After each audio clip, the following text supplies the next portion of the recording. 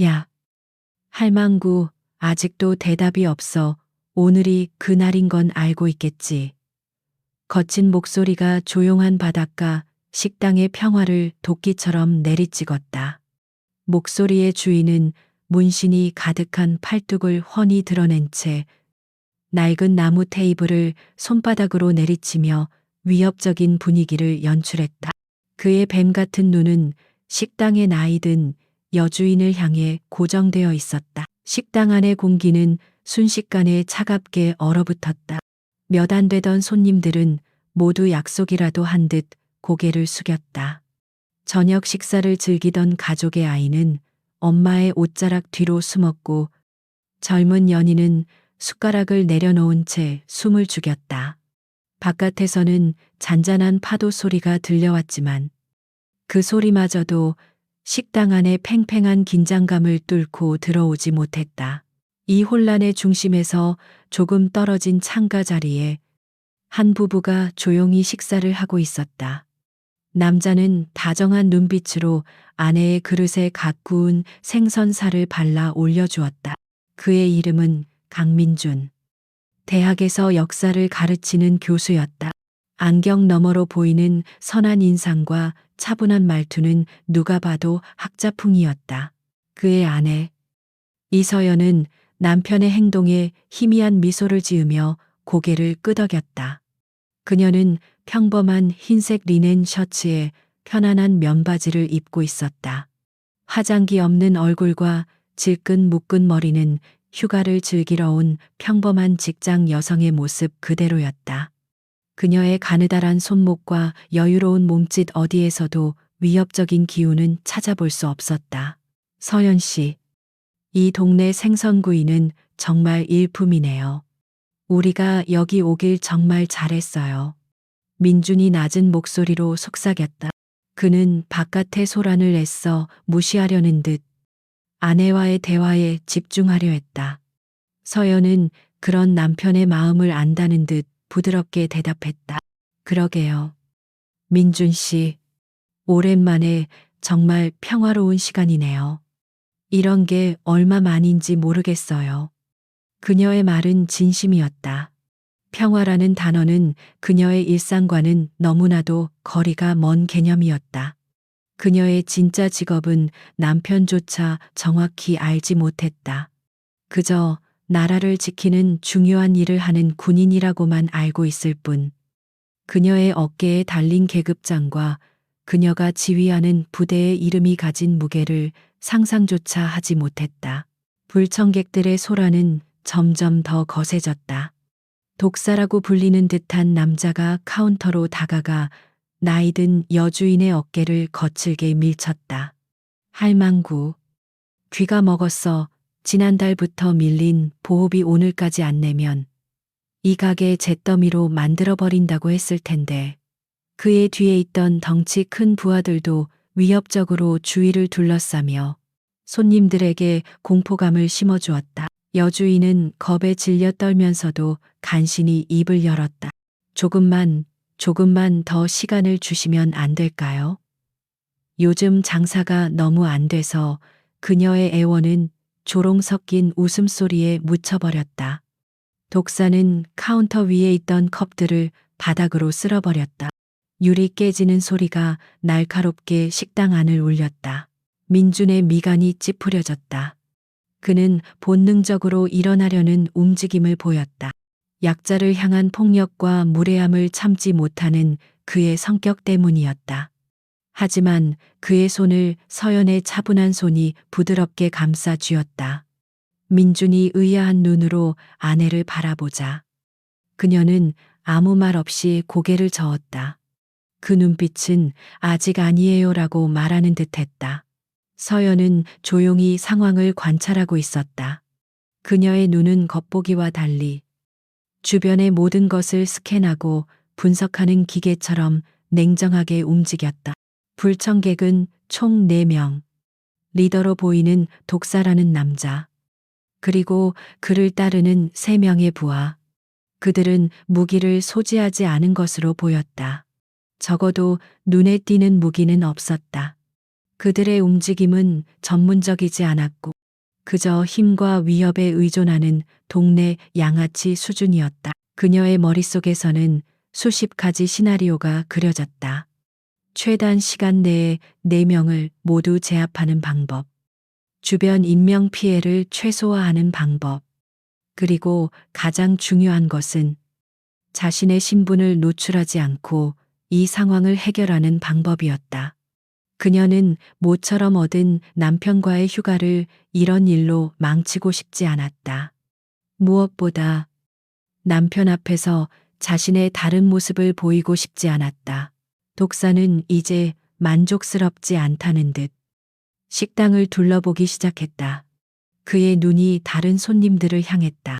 그는 일부러 가장 약해 보이는 젊은 연인이 앉은 테이블로 다가갔다. 야, 너희들 데이트하는데 돈 좀 쓰지 그래. 이 할망구 음식값 대신 내주면 영웅이 될 수 있을 텐데. 그는 남자의 멱살을 잡고 흔들었다. 여자는 비명을 질렀고 남자는 겁에 질려 아무 말도 하지 못했다. 식당 안의 공포는 극에 달했다. 이제는 단순한 돈 문제가 아니었다. 그들은 자신들의 힘을 과시하며 이 공간 전체를 지배하는 것을 즐기고 있었다. 민주는 더 이상 참을 수 없다는 듯 서연의 손을 뿌리치고 자리에서 일어났다. 그의 목소리는 떨렸지만 단호했다. 그만하시죠. 젊은 사람들을 괴롭히지 마십시오. 그의 말에 모든 시선이 집중되었다. 독사는 천천히 고개를 돌려 민준을 위아래로 훑어보았다. 그의 입가에 비열한 미소가 걸렸다. 오호, 용감한 교수님 납셨네. 당신이 뭔데 감히 우리 일에 끼어들어. 그는 젊은 남자의 멱살을 놓고 민준에게로 천천히 다가왔다. 서연은 작게 한숨을 쉬었다. 결국 이렇게 되는구나. 그녀는 남편의 정의로운 성격을 누구보다 잘 알았다. 그리고 그를 말릴 수 없다는 것도. 이제 그녀가 관찰자로 머물 수 있는 시간은 끝났다. 그녀의 눈빛이 미세하게 변했다. 휴가를 즐기던 아내의 부드러움은 사라지고 수많은 작전을 지휘하던 지휘관의 냉철함이 그 자리를 채웠다. 독사와 그의 부하들이 민준을 둘러쌌다. 당신 같은 범생이가 뭘 할 수 있는데. 책상에 앉아서 펜이나 굴리는 주제에 독사가 민준의 가슴을 손가락으로 쿡쿡 찔렀다.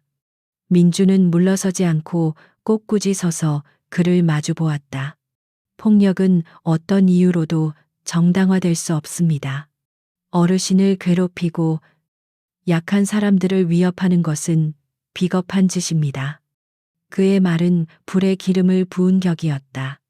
비겁해 독사의 얼굴이 분노로 일그러졌다. 그는 민준의 멱살을 움켜쥐었다. 내 놈이 오늘 진짜 비겁한 게 뭔지 알려주마. 그의 주먹이 민준의 얼굴을 향해 날아들려는 찰나였다. 바로 그 순간 조용하지만 강철 같은 목소리가 그들의 뒤에서 들려왔다. 그 손, 당장 치우지. 목소리의 주인은 이서연이었다. 그녀는 어느새 자리에서 일어나 그들 뒤에 서 있었다. 그녀의 존재감은 너무나 미미해서 그녀가 언제 다가왔는지조차 아무도 눈치채지 못했다. 독사는 어이가 없다는 듯 웃음을 터뜨렸다. 뭐야? 이 아줌마는 남편 구하러 온 거야. 당신이 할 수 있는 건 경찰에 전화해서 오는 것밖에 없어. 그의 부하들도 낄낄거리며 서연을 조롱했다. 형님, 저 여자 다리 예쁜데요. 얌전히 가서 밥이나 하지 그래. 아줌마. 그들의 눈에는 서연이 그저 연약하고 겁먹은 여자일 뿐이었다. 자신들이 조금만 위협하면 울음을 터뜨리며 물러설 그런 존재로밖에 보이지 않았다. 이것이 그들이 평생 저지를 가장 큰 실수가 될 것이라는 사실을 꿈에도 모른 채 서연의 표정에는 변화가 없었다. 그녀는 독사의 눈을 똑바로 응시했다. 그 눈은 깊이를 알 수 없는 심해와 같았다. 마지막으로 경고한다. 남편에게서 손 떼고 이 가게에서 조용히 나가. 그럼 없던 일로 해주지.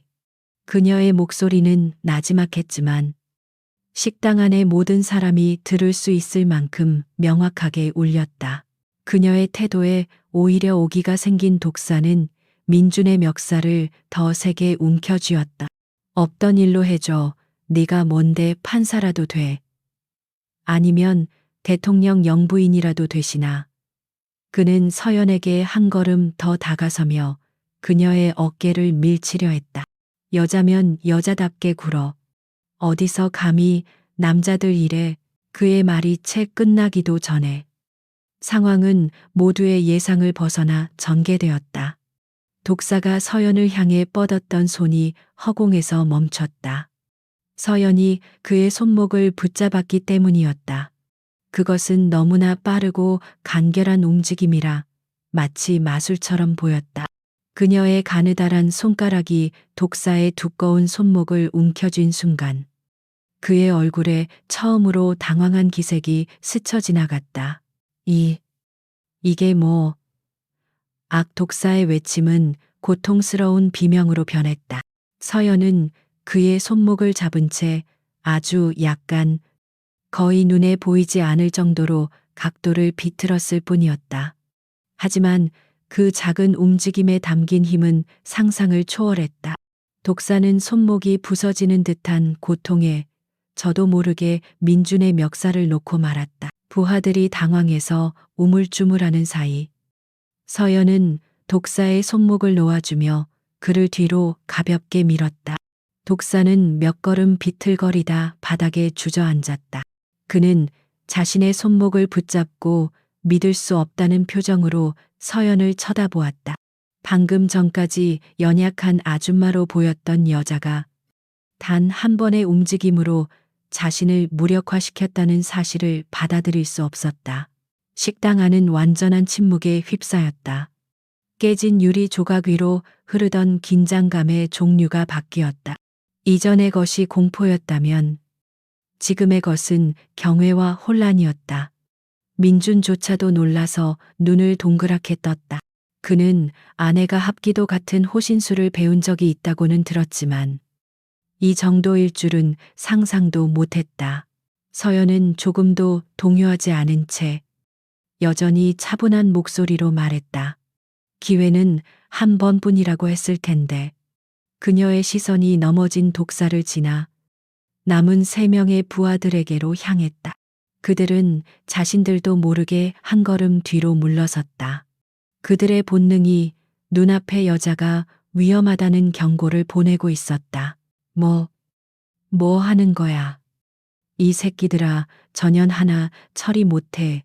바닥에 주저앉은 독사가 악을 썼다. 수치심과 분노가 그의 이성을 마비시켰다. 그는 부하들을 향해 고함을 질렀다. 전연잡아, 당장 그의 명령에. 정신을 차린 부하들이 망설이며 서연을 향해 움직이기 시작했다. 한 명은 의자를 집어들었고 다른 2명은 주먹을 쥔 채 좌우로 퍼져 서연을 포위하려 했다. 그들은 여전히 수적 우위를 믿고 있었다. 여자 1명쯤이야. 기습을 당해서 놀랐을 뿐. 셋이 한꺼번에 덤비면 제압할 수 있을 것이라고 생각했다. 어리석은 판단이었다. 그들은 사냥꾼 앞에서 스스로 먹잇감이 되기를 자처한 셈이었다. 서연은 자세를 낮추는 대신 오히려 꼿꼿이 선 채 그들을 기다렸다. 그녀의 모습은 마치 폭풍 전의 고요함과도 같았다. 의자를 든 남자가 가장 먼저 기합 소리와 함께 달려들었다. 그는 의자를 머리 위로 높이 치켜들고 서연을 향해 내리찍었다. 식당 안의 모든 사람들이 눈을 감거나 비명을 질렀다. 하지만 예상했던 끔찍한 소리는 들려오지 않았다. 대신 퍽하는 둔탁한 소리와 함께 의자가 공중에서 분해되는 소리가 들렸다. 눈을 뜬 사람들은 믿을 수 없는 광경을 목격했다. 서연은 옆으로 반복 움직여 의자의 공격을 피하는 동시에 팔꿈치로 의자의 다리 부분을 정확하게 가격했다.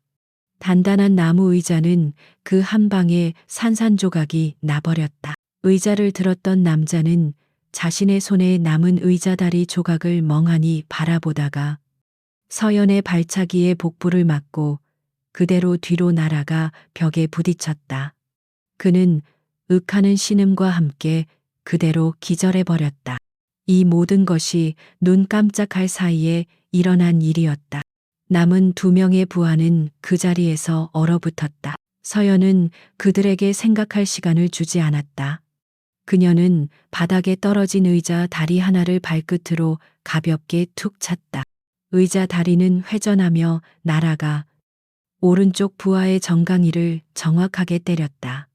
남자는 비명을 지르며 쓰러졌고 그 순간 서연은 이미 왼쪽 부하의 코앞까지 다가와 있었다. 왼쪽 부하는 겁에 질려 허둥지둥 주먹을 휘둘렀다. 하지만 그의 주먹은 서연의 몸에 닿지도 못했다. 서연은 그의 팔을 안쪽으로 흘려보내며 그의 팔꿈치 관절을 잡았다.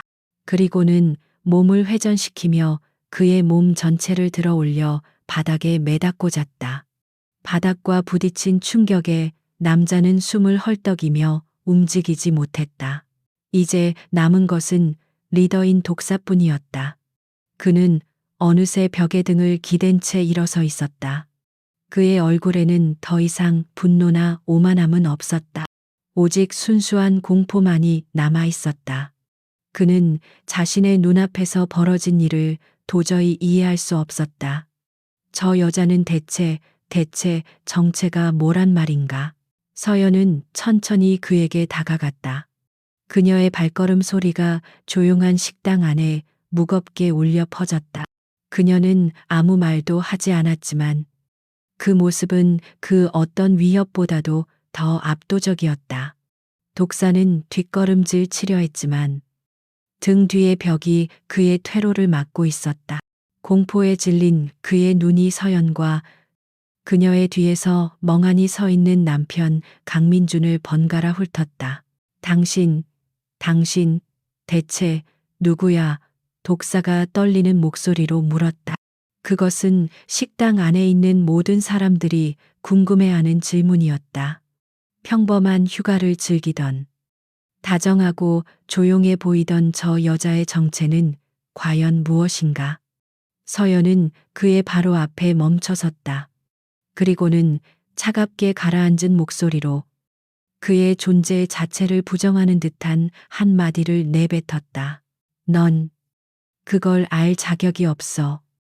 넌 그걸 알 자격이 없어. 이서연의 마지막 말은 사형 선고처럼 식당 안에 울려 퍼졌다. 그녀의 목소리에는 어떠한 감정도 실려 있지 않았지만 그 무감정한 어조가 오히려 독사라 불리던 남자의 심장을 얼어붙게 만들었다.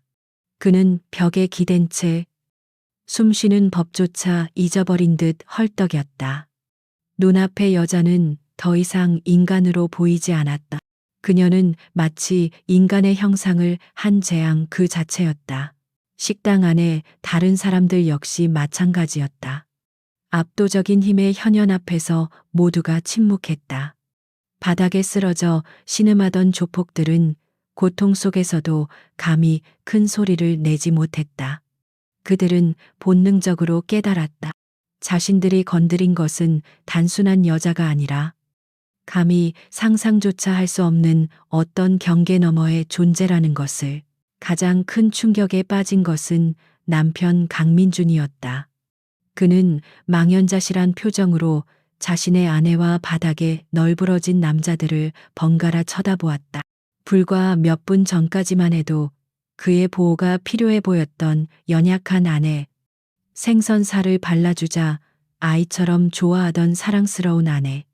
그 아내가 지금 단신으로 무장한 성인 남성 4명을 눈 깜짝할 사이에 제압하고 냉혹한 지배자처럼 군림하고 있었다. 그의 머릿속은 혼란으로 가득 찼다. 아내가 군인인 것은 알고 있었다. 가끔 힘든 훈련을 받는다는 것도, 일반 부대가 아니라는 것도 어렴풋이 짐작은 했다. 하지만 이것은 그의 상상을 아득히 뛰어넘는 수준이었다. 저것은 단순한 호신술이 아니었다. 저것은 수만 번의 반복을 통해 몸에 각인된, 오직 상대를 파괴하고 무력화시키기 위한 살인 기술에 가까웠다. 서연은 더 이상 독사에게 시선을 주지 않았다. 그녀는 그가 이미 자신에게 위협이 되지 않는, 처리해야 할 대상으로 전락했음을 알고 있었다. 그녀는 천천히 몸을 돌려 겁에 질린 식당 여주인에게 다가갔다. 그녀의 표정은 언제 그랬냐는 듯 부드럽게 풀려 있었다. 괜찮으십니까? 사장님, 다치신 곳은 없으세요? 여주인은 떨리는 손으로 입을 막은 채 고개만 겨우 끄덕였다. 그녀는 서연을 경외와 두려움이 뒤섞인 눈으로 바라보았다. 서연은 안심시키려는 듯 희미하게 미소를 지어 보인 뒤 남편 민준에게로 시선을 옮겼다. 그의 얼굴에 떠오른 복잡한 감정들을 읽은 그녀의 마음. 한 구석이 작게 아려왔다. 언젠가는 마주해야 할 순간이었지만 이런 식으로 보여주고 싶지는 않았다. 민준 씨, 잠깐만 기다려요. 금방 정리할게요. 그녀는 남편의 어깨를 가볍게 두드려준 뒤 주머니에서 휴대전화를 꺼내 들었다. 그것은 최신 스마트폰이 아니었다. 투박하고 두꺼운, 충격과 방수에 강한 특수 제작된 군용 단말기였다. 그녀는 익숙한 손놀림으로 단축 번호 하나를 길게 눌렀다. 신호음은 단 한 번 울렸다. 수화기 너머에서 군인다운 간결하고 절도 있는 목소리가 들려왔다. 충성, 중령, 박진수입니다. 서연의 입에서 나온 목소리는 조금 전과는 완전히 다른 만의 위엄과 권위가 서린 지휘관의 것이었다. 나 이서연 대령이다. 현재 위치, 강원도 현진시 해안도로 7번 길 할머니 손맛 식당. 좌표는 즉시 전송하겠다. 예, 알겠습니다. 대령님, 군사경찰 특임대 1개조를 즉시 출동시켜라. 현 시간부로 현장 통제권은 제707 특수임무단으로 이관한다. 상황 내용은 민간인과의 마찰, 현역 군인에 대한 직접적인 위협 행위가 발생했다. 대령, 그리고 제707 특수임무단. 두 개의 단어가 독사의 귓가에 천둥처럼 내리꽂혔다. 대한민국 남자라면 누구나 그 이름이 가진 무게를 안다. 707 특임단, 백호 부대, 국가급 대테러 임무를 수행하는 대한민국 육군 특수전사령부 내에서도 최정예 요원들만 모인 전설적인 부대. 그런데 그 부대의 대령이라고, 그것도 저렇게 젊은 여자가, 독사의 얼굴이 하얗게 질리다 못해 파랗게 변해갔다. 그는 자신이 얼마나 끔찍한 실수를 저질렀는지 비로소 깨달았다. 동네 양아치들 상대로 행패를 부리는 것과 국가 최정예 특수부대의 현역 지휘관을, 그것도 대령을 건드리는 것은 차원이 다른 문제였다. 이것은 이제 단순 폭행 사건이 아니었다. 군법이 적용될 수도 있는 국가 안보와 직결된 사안으로 비화될 수 있었다. 민준 역시 숨을 삼켰다. 대령, 그의 아내가 대령이었다. 그것도 707부대에. 그는 아내가 그저 평범한 장교인 줄로만 알았다. 하지만 대령은 군 조직에서 상상 이상으로 높은 계급이었다. 일개 연대를 지휘할 수 있는 위치, 그런 사람이 자신의 아내였다는 사실이, 그리고 자신은 그것도 모르고 그녀를 지켜주려 했다는 사실이 어지럽게 뒤섞여 그의 머리를 쳤다. 서연이 통화를 마친 지 정확히 5분이 지났을 때였다. 멀리서부터 날카로운 사이렌 소리가 들려오기 시작했다. 소리는 순식간에 가까워졌고 곧이어 검은색 군용 지프 2대가 굉음을 내며 식당 앞에 멈춰섰다. 차문이 열리고 완전히 다른 종류의 공권력이 모습을 드러냈다.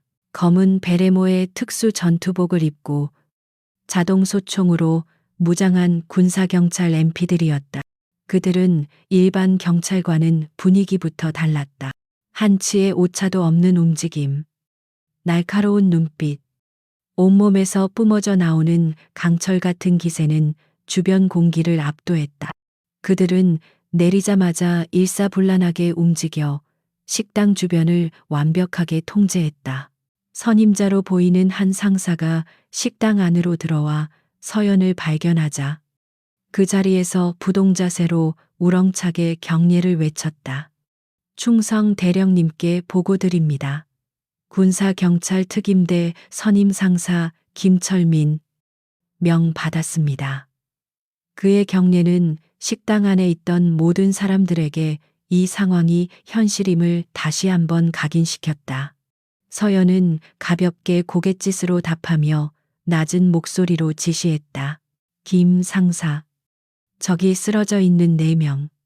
현역 군인 위협 및 폭행 미수 혐의로 전원 체포해 신병 확보하고 관할 부대로 즉시 이송하도록. 예, 알겠습니다.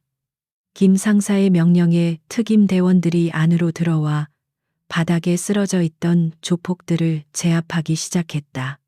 그들의 제압 방식은 거칠지만 프로페셔널했다. 반항은 허용되지 않았다. 독사는 마지막 발악처럼 소리쳤다. 잠깐만요. 이건 그냥 동네 시비였다고. 우리가 잘못했지만 군대가 나서는 건 너무 심하잖아. 이건 민간인 사찰이야. 하지만 김 상사는 눈 하나 깜짝하지 않았다. 그는 차가운 눈으로 독사를 내려다보며 말했다. 넌 이제부터 민간인이 아니다. 군사작전 구역 내에서 현역 지휘관을 공격하려 한 적대 행위자로 분류된다. 내가 가진 모든 권리는 잠시 있는 게 좋을 거다. 조폭들은 케이블 타이로 손이 결박된 채 짐짝처럼 끌려나갔다. 그들이 끌려나가면서 내지르는 비명과 욕설은 군용 지프의 육중한 문이 닫히는 소리와 함께 완벽하게 차단되었다. 잠시 후 사이렌 소리도 없이 차들은 어둠 속으로 조용히 사라졌다. 마치 처음부터 아무 일도 없었다는 듯이 그제야 뒤늦게 도착한 지역 경찰차 2대가 식당 앞에 멈춰섰다. 차에서 내린 경찰관들은 이미 상황이 종료된 것을 보고 어리둥절한 표정을 지었다. 김 상사는 그들에게 다가가 자신의 신분증을 보여주며 간결하게 말했다. 육군 중앙수사단 소속입니다. 본 사건은 군 관련 사건으로 저희 쪽에서 전담하여 처리합니다. 협조에 감사드립니다. 지역 경찰들은 중앙수사단과 707이라는 단어에 더 이상 아무것도 묻지 못하고 조용히 물러났다. 군과 경찰 사이에 보이지 않는 위계 질서를 보여주는 장면이었다. 이제 식당 안에는 서연과 민준, 그리고 식당 여주인과 몇몇 손님들, 그리고 김 상사만이 남아 있었다. 김 상사는 서연에게 다가와 다시 한번 정중하게 보고했다. 대령님, 신병 확보 완료했습니다. 추가로 지시하실 사항이 있으십니까? 서연은 잠시 생각에 잠겼다. 그녀는 동네 양아치들이 이렇게 대담하게 행동하는 것 뒤에 무언가 더 있을 것이라고 직감했다. 김 상사, 체포한 자들의 배후를 철저히 조사해 이 지역을 거점으로 활동하는 조직이 있는지, 있다면 누구의 지시를 받고 움직였는지 전부 파악해서 보고하도록. 알겠습니다. 즉시 착수하겠습니다. 그리고 내 신분은 보안에 붙이도록. 공식 기록에는 임무 중이던 비번 장교의 정당방위로만 남겨. 불필요한 소문이 돌게 하고 싶지 않다. 명심하겠습니다. 대령님. 모든 지시를 마친 김 상사가 부하들을 이끌고 철수하자 식당 안에는 다시 정적이 찾아왔다. 하지만 이전의 평화로운 정적이 아니었다. 모든 것이 변해버렸다. 식당 여주인이 조심스럽게 다가와 서연의 앞에 깊이 고개를 숙였다. 정말, 정말 감사합니다. 군인 아가씨, 덕분에 살았습니다. 이 은혜를 어떻게 갚아야 할지 서연은 여주인의 손을 잡으며 부드럽게 말했다. 아닙니다. 사장님, 제가 해야 할 일을 했을 뿐입니다. 오히려 저희 때문에 가게가 엉망이 되었네요. 피해 보상은 저희 쪽에서 책임지고 처리하겠습니다. 그녀는 이제 완벽하게 휴가를 즐기러 온 평범한 손님의 모습으로 돌아와 있었다. 하지만 그 모습을 보는 강민준의 마음은 여전히 복잡했다. 아내가 자랑스러웠다. 그녀의 강인함과 정의로움에 가슴이 벅차올랐다. 하지만 동시에 자신과 아내 사이에 보이지 않는 거대한 벽이 생긴 것 같은 느낌을 지울 수 없었다. 자신이 알고 있던 아내는 그녀의 극히 일부에 지나지 않았다. 모든 상황이 정리되고 다른 손님들도 조용히 계산을 하고 식당을 떠났다. 깨진 유리 조각과 부서진 의자만이 방금 전의 소동을 증명하고 있었다. 서연은 묵묵히 서 있는 민준에게 다가갔다. 그녀의 눈에는 미안함과 걱정이 담겨 있었다. 많이 놀랐죠. 민준 씨, 민준은 천천히 고개를 들어 아내를 바라보았다. 그는 무슨 말을 해야 할지 알 수 없었다. 축하해야 할까? 아니면 화를 내야 할까? 왜 자신에게 모든 것을 말해주지 않았냐고 따져야 할까?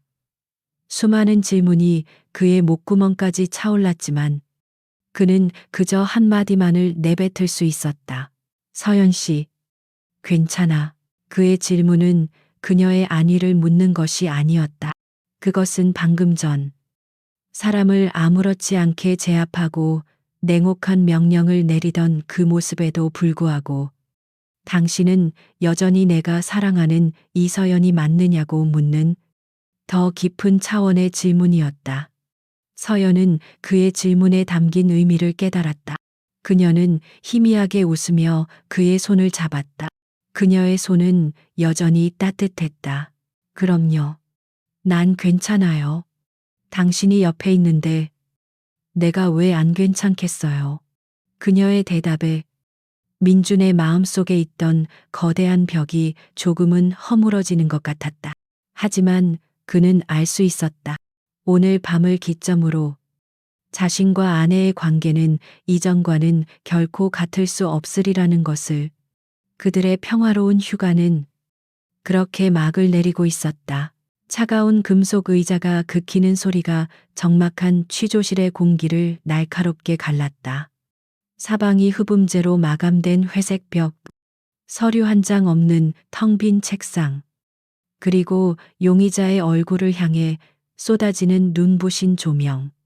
이곳은 경찰서의 평범한 조사실이 아니었다. 이곳은 국방부 직할부대, 국군방첩사령부의 대화실이었다. 대화라는 이름과는 전혀 어울리지 않는 인간의 가장 깊은 곳에 있는 공포를 끄집어내는 공간이었다. 의자에 앉은 독사는 더 이상 식당에서 행패를 부리던 거만한 양아치가 아니었다. 그는 완전히 겁에 질린 한 마리의 짐승이었다. 그의 손목에는 수갑이 채워져 있었고 온몸은 사시나무처럼 떨리고 있었다. 그의 맞은편에는 군복이 아닌 평범한 양복 차림의 중년 남자가 앉아 서류를 검토하고 있었다. 그의 눈빛은 메스처럼 차갑고 날카로웠다. 본명 박상철, 나이 34, 전과 7범, 폭행, 갈취, 협박, 이력서가 아주 화려하군. 남자가 나지막이 말했다. 그의 목소리는 감정의 동요가 전혀 느껴지지 않아 오히려 더 위압적이었다. 우리가 왜 자네 같은 동네의 양아치에게 관심을 갖는지 궁금하겠지. 자네가 어젯밤 무슨 짓을 저질렀는지 아직도 파악이 안 되나. 박상철, 즉 독사는 침을 꿀꺽 삼켰다. 그냥 술 마시고 시비가 붙은 겁니다. 제가 죽을 죄를 졌습니다. 제발 한 번만 용서해 주십시오. 그의 목소리는 애처롭게 떨렸다. 하지만 취조관은 코웃음을 쳤다. 용서, 지금 네가 걱정해야 할 건 폭행죄 따위가 아니야. 취조관은 자리에서 일어나 박상철의 등 뒤로 천천히 걸어갔다. 그리고는 그의 귓가에 악마처럼 속삭였다. 네가 어젯밤 멱살을 잡고 주먹을 휘두르려 했던 분이 누구신지 알아. 제707 특수임무단 소속의 현역 대령이시다. 대한민국 최정예 대테러 부대의 지휘관 중 한 분이란 말이다. 그는 잠시 말을 멈추고 박상철의 반응을 살폈다. 박상철의 얼굴은 이미 사색이 되어 있었다. 그런 분을 휴가 중에 공격하려 했다. 이게 뭘 의미하는 것 같나. 군법에 따르면 이건 단순 폭행이 아니라 적대적 간첩 행위나 군사반란, 기도에 준하는 행위로 간주될 수 있어. 전시였다면 넌 즉결 처분감이야. 간첩이라니요. 저는 그냥 돈 몇 푼 뜯으려던 것뿐입니다. 맹세합니다. 박상철은 거의 울부짖었다. 그의 머릿속에 무기징역이라는 단어가 스쳐 지나갔다. 그는 이 지옥 같은 상황에서 벗어나기 위해서라면 무엇이든 할 준비가 되어 있었다. 취조관이 기다렸다는 듯이 입을 열었다.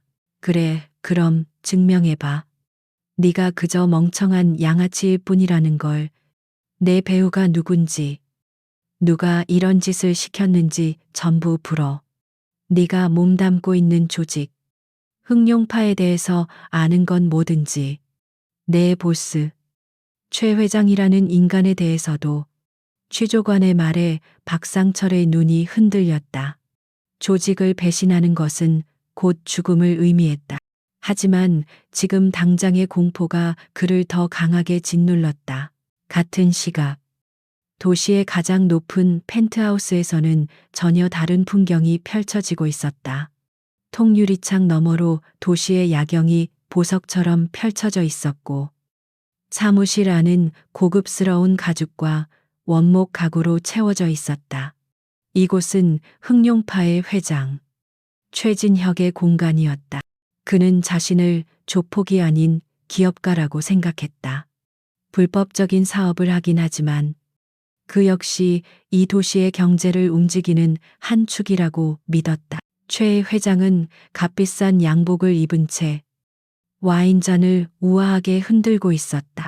그의 앞에는 말끔한 정장 차림의 비서가 고개를 숙인 채 서 있었다. 그래서 박상철 그놈이랑 연락은 됐나. 최 회장의 목소리는 겉보기와 달리 차갑고 잔인한 기운을 품고 있었다. 그게 아직 연락이 닿지 않고 있습니다. 회장님, 함께 나갔던 조직원 4명 모두 행방이 묘연합니다. 주변 상인들을 통해 알아본 바로는 어젯밤 식당에서 시비가 붙었는데 군인들이 와서 전부 잡아갔다고 합니다. 비서의 보고에 최 회장의 미간이 살짝 찌푸려졌다. 군인 시시콜콜한 동네 시비에 군인이 왜 나와. 그는 와인을 한 모금 마셨다. 그 가게, 우리가 관리하는 구역 아니었나. 어떤 놈이 감히 우리 애들을 건드려. 그의 목소리에는 짜증과 분노가 섞여 있었다.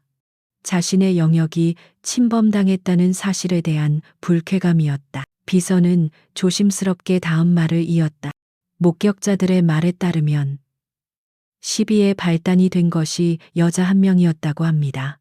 그 여자가 혼자서 박상철과 조직원들을 전부 제압했다고. 그 말에 최 회장은 들고 있던 와인 잔을 테이블에 탁 소리가 나게 내려놓았다. 뭐라고 여자 하나한테 4명이 당했다고. 박상철 그놈, 이제 다 늙었군. 쪽팔리게. 그는 헛웃음을 터뜨렸다. 그의 머릿속에서 여자라는 단어는 약함과 동의어였다. 여자에게 당했다는 사실은 그의 자존심에 큰 상처를 입혔다. 그는 이것을 단순한 해프닝이 아닌 자신과 조직 전체에 대한 모욕으로 받아들였다. 그 여자, 누군지 알아봐.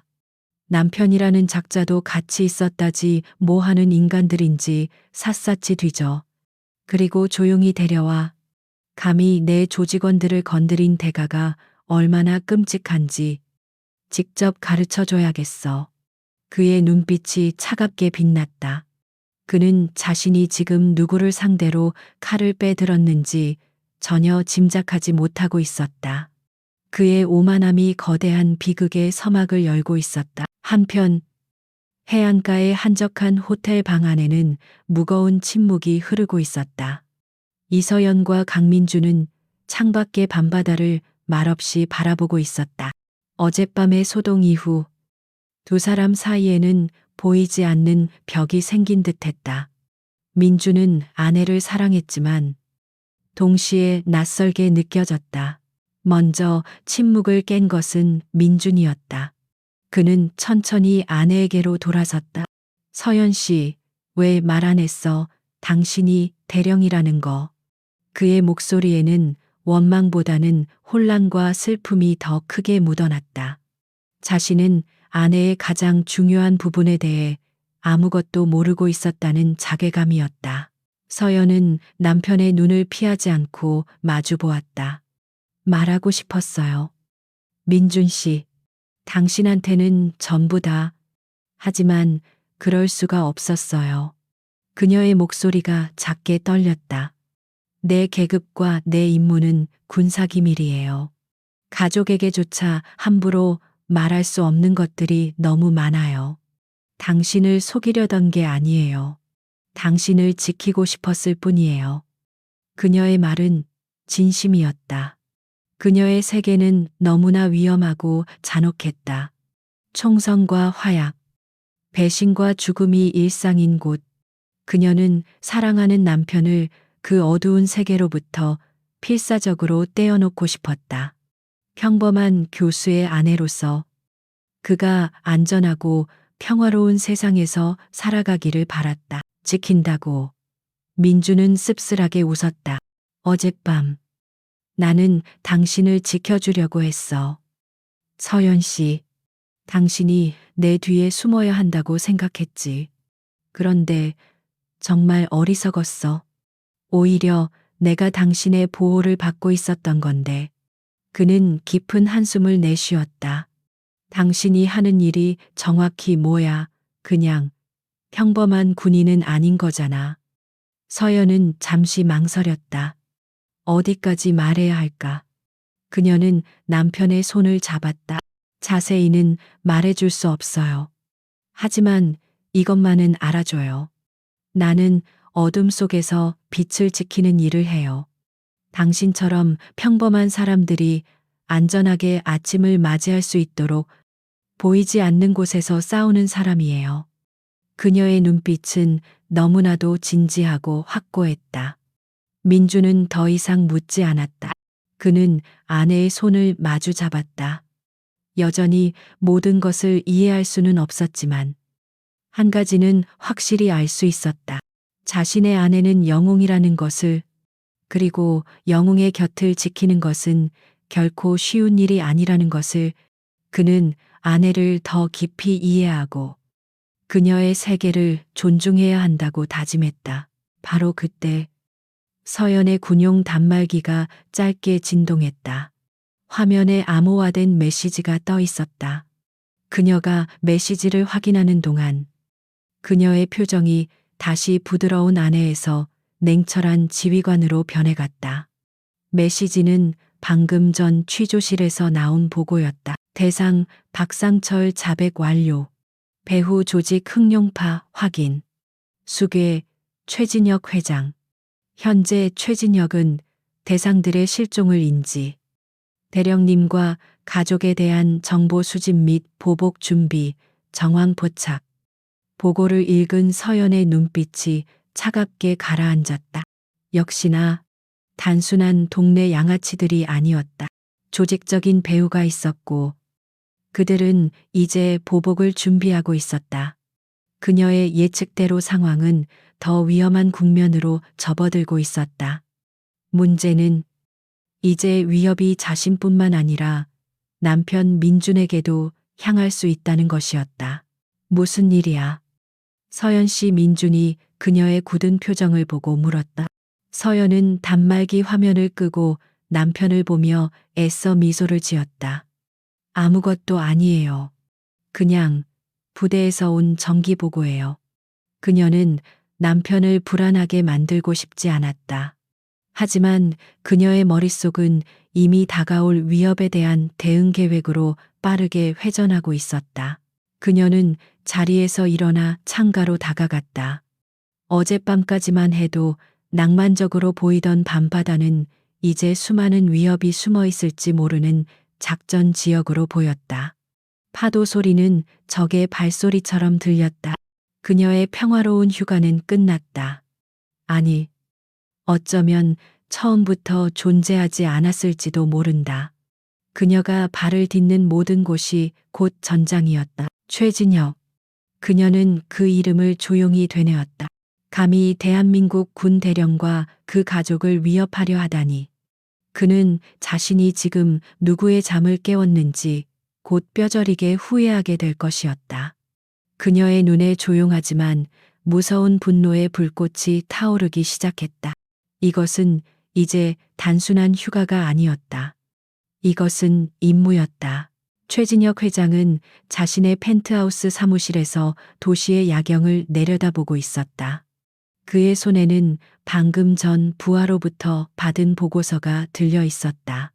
보고서에는 이서연과 강민준의 사진과 함께 간단한 신상 정보가 적혀 있었다. 대학 교수 남편과 평범해 보이는 아내. 그는 코웃음을 쳤다. 이런 자들에게 자신의 조직원들이 당했다는 사실이 믿기지 않았다. 김 실장. 최 회장이 어둠 속을 향해 나지막이 불렀다. 그림자 속에서 말끔한 검은 정장 차림의 남자가 소리 없이 나타나 고개를 숙였다. 그는 독사 박상철과는 격이 다른 최 회장의 수족이자 행동대장인 김기태 실장이었다. 그의 눈빛은 감정을 읽을 수 없어 더욱 서늘했다. 준비는 됐나? 최 회장의 질문에 김 실장은 간결하게 답했다. 예, 회장님. 대상들의 숙소는 현진 호텔 1208호입니다. 저희 정예 인력 5명이 호텔 주변에 배치 완료했습니다. 모두 제 지시에 따라 움직일 준비가 되어 있습니다. 그의 목소리에는 자신의 능력에 대한 강한 자신감이 묻어 있었다. 최 회장은 만족스럽다는 듯 고개를 끄덕였다. 그는 김 실장의 능력을 믿었다. 박상철 같은 어중이 떠중이들과는 달랐다. 김 실장은 과거 정보부대 출신으로 이런 뒷정리에 있어서는 전문가였다. 좋아. 소란 피우지 말고 최대한 조용하고 깔끔하게 처리해. 호텔 방에서 조용히 데려오기만 하면 돼. 그는 자리에서 일어나 김 실장의 어깨를 두드렸다. 특히 그 여자. 상처 하나 없이 온전한 상태로 데려와. 감히 나 최진혁의 자존심을 건드린 여자의 얼굴을 직접 봐야겠어. 그 오만한 얼굴이 공포로 일그러지는 모습을 내 눈으로 직접 확인해야 직성이 풀리겠으니. 그의 목소리에는 잔인한 쾌감이 서려 있었다. 명심하겠습니다. 회장님. 김 실장은 다시 한번 고개를 숙인 뒤 그림자 속으로 소리 없이 사라졌다. 최 회장은 다시 와인잔을 들었다. 그는 곧 도착할 사냥감들을 어떻게 요리할지 상상하며 비열한 미소를 지었다. 그의 오만함은 자신이 지금 거대한 호랑이의 콧수염을 건드렸다는 사실을 전혀 인지하지 못하게 만들고 있었다. 같은 시각 현진 호텔 1208호. 방 안의 분위기는 최 회장의 사무실과는 정반대였다. 창밖에 화려한 야경이 무색하게, 방 안에는 팽팽한 긴장감이 감돌았다. 강민주는 초조한 듯 방 안을 서성였지만 이서연은 침대에 조용히 앉아 눈을 감고 있었다. 그녀는 마치 폭풍의 눈처럼 모든 혼란의 중심에서 완벽한 평정을 유지하고 있었다. 그녀는 명상하는 것처럼 보였지만 사실 그녀의 모든 감각은 극도로 예민하게 깨어 있었다.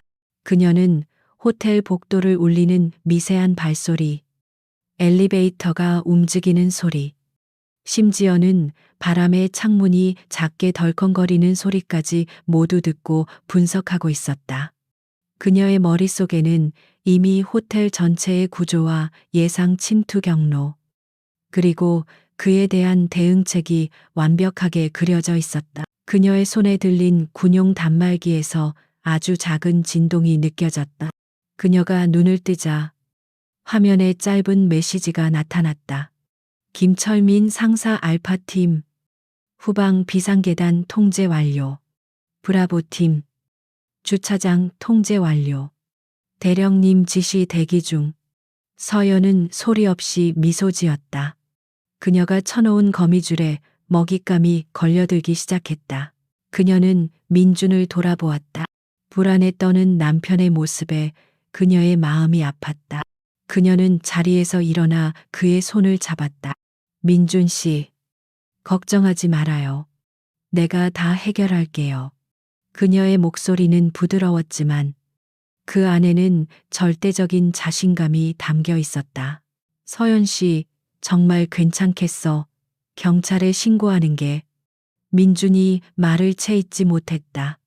그는 이제 경찰이 해결할 수 있는 수준의 문제가 아니라는 것을 어렴풋이 느끼고 있었다. 서연은 그의 뺨을 부드럽게 감쌌다. 경찰보다 훨씬 더 확실한 사람들이 와 있어요. 그러니 당신은 아무 걱정 말고 내가 시키는 대로만 해줘요. 그녀는 민준을 욕실로 이끌었다. 무슨 소리가 들려도 절대 밖으로 나오면 안 돼요. 내가 들어오라고 할 때까지 이 안에 가만히 있어요. 할 수 있죠. 그녀의 눈빛은 너무나도 진지했다. 민주는 아내의 강인함과 자신을 향한 사랑을 동시에 느끼며 말없이 고개를 끄덕였다. 그는 이제 아내를 믿기로 했다. 아니, 믿을 수밖에 없었다. 욕실 문이 닫히고 방 안에는 다시 서연 혼자 남았다. 그녀는 방의 모든 조명을 껐다. 창밖에서 들어오는 희미한 도시의 불빛만이 방의 윤곽을 겨우 비추고 있었다. 그녀는 문 옆에 벽에 등을 기댄 채 완벽하게 어둠의 일부가 되었다. 그녀의 숨소리는 들리지 않았고 움직임은 없었다. 그녀는 사냥을 시작하기 직전의 암표범처럼 적을 기다리고 있었다. 한편 김 실장과 그의 팀원들은 호텔 복도에 도착했다. 그들은 능숙하게 복도 끝에 CCTV 렌즈에 검은색 스티커를 붙여 무력화시켰다. 그들의 움직임은 훈련된 전문가의 그것이었다. 소음이 거의 없는 특수 제작된 신발. 서로 눈빛만으로 의사를 교환하는 모습은 박상철의 무리와는 비교가 되지 않았다. 김 실장은 1208호의 문 앞에 멈춰서서 귀를 기울였다. 안에서는 아무 소리도 들리지 않았다. 그는 부하들에게 손짓으로 신호를 보냈다. 2명은 문양 옆에 자리를 잡았고 다른 2명은 복도 양끝에서 망을 보았다. 김 실장은 품에서 훔친 호텔 마스터 키를 꺼내 조심스럽게 열쇠 구멍에 넣었다. 그는 모든 것이 자신의 계획대로 완벽하게 진행되고 있다고 확신했다. 딸깍. 금속성 소음이 아주 작게 울리며 문이 열렸다. 김 실장은 부하들과 눈빛을 교환한 뒤 문을 아주 천천히 안쪽으로 밀었다.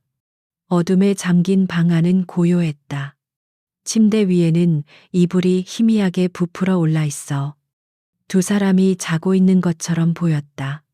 김 실장은 썩소를 지으며 안으로 첫 발을 내디뎠다. 바로 그 순간이었다.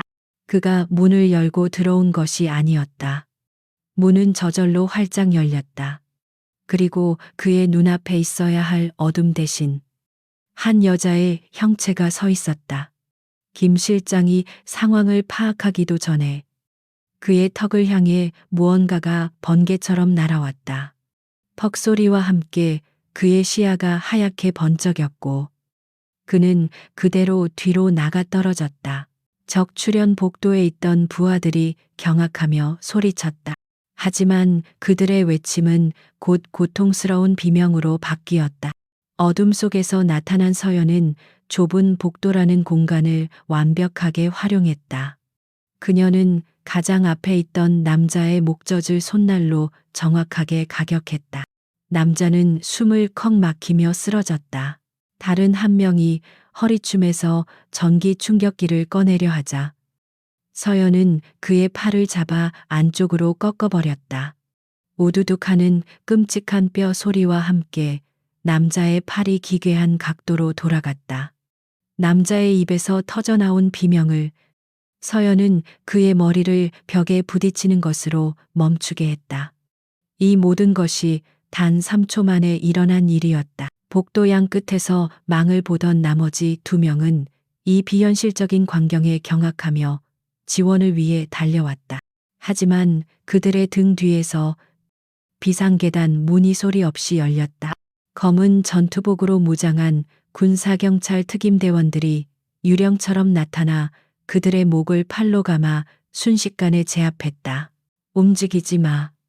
움직이면 목뼈가 부러질 거다.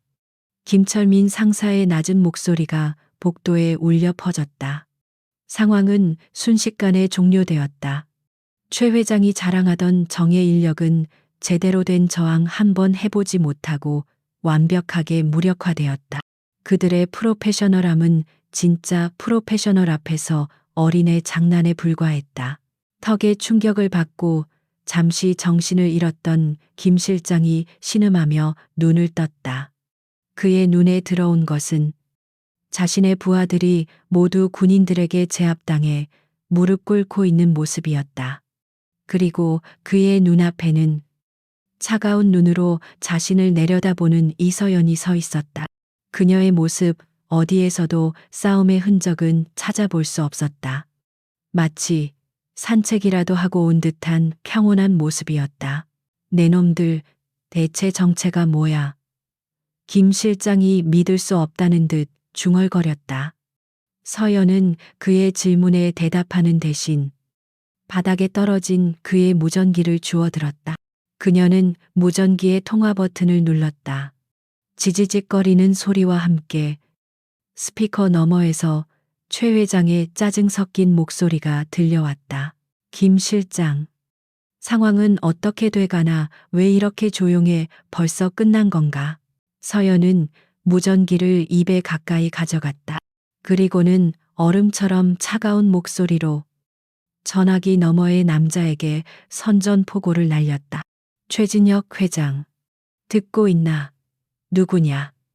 넌 당황한 최 회장의 목소리가 들려왔다. 내 장난감들은 내가 잘 거두어 가지.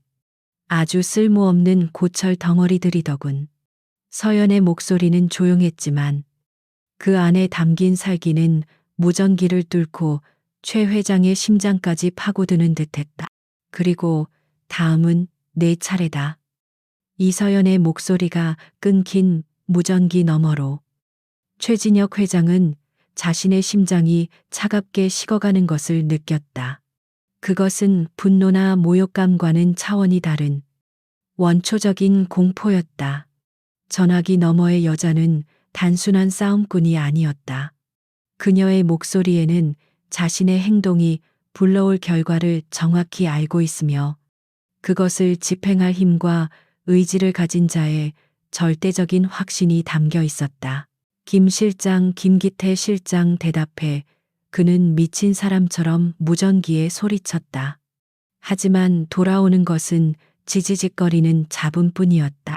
그는 떨리는 손으로 김 실장의 개인 휴대전화 번호를 눌렀다. 신호는 갔지만 아무도 받지 않았다. 다른 팀원들의 번호도 마찬가지였다. 완벽한 침묵. 그 침묵이 그의 숨통을 조여왔다. 자신이 가장 신뢰하던 정의 인력, 자신의 오른팔이었던 김 실장이 흔적도 없이 사라졌다. 그것도 단 몇 분 만에 그의 이마에서 식은땀이 흘러내렸다. 수십 년간 뒷골목 세계를 지배하며 쌓아 올린 그의 감각이 비명을 지르고 있었다. 도망쳐야 한다고. 지금 당장 이곳을 벗어나지 않으면 죽는다고. 그의 화려한 펜트하우스는 더 이상 안전한 요새가 아니었다. 사방이 유리로 된 이 공간은 이제 그를 세상과 완벽하게 단절시키는 거대한 감옥처럼 느껴졌다. 그는 다급하게 개인 비서에게 전화를 걸었다. 당장 내 개인 금고에 있는 현금이랑 여권 전부 챙겨 5분 안에 주차장으로 내려와. 그는 벽에 숨겨진 금고를 열어 돈다발과 위조된 신분증 몇 개를 다급하게 가방에 쓸어 담았다. 그의 계획은 단순했다. 비밀 항구를 통해 밀항선을 타고 해외로 도피하는 것. 수십 년간 구축해온 그의 범죄 제국을 하루아침에 버려야 했지만 목숨보다 중요하지는 않았다. 그는 아직 기회가 있다고 믿었다. 하지만 세상은 그의 생각대로 움직여주지 않았다. 그가 믿었던 기회라는 문은 이미 굳게 닫히고 있었다. 같은 시각, 호텔 복도에서 모든 상황을 정리한 이서연은 자신의 군용 단말기를 통해 화상 통화를 연결하고 있었다.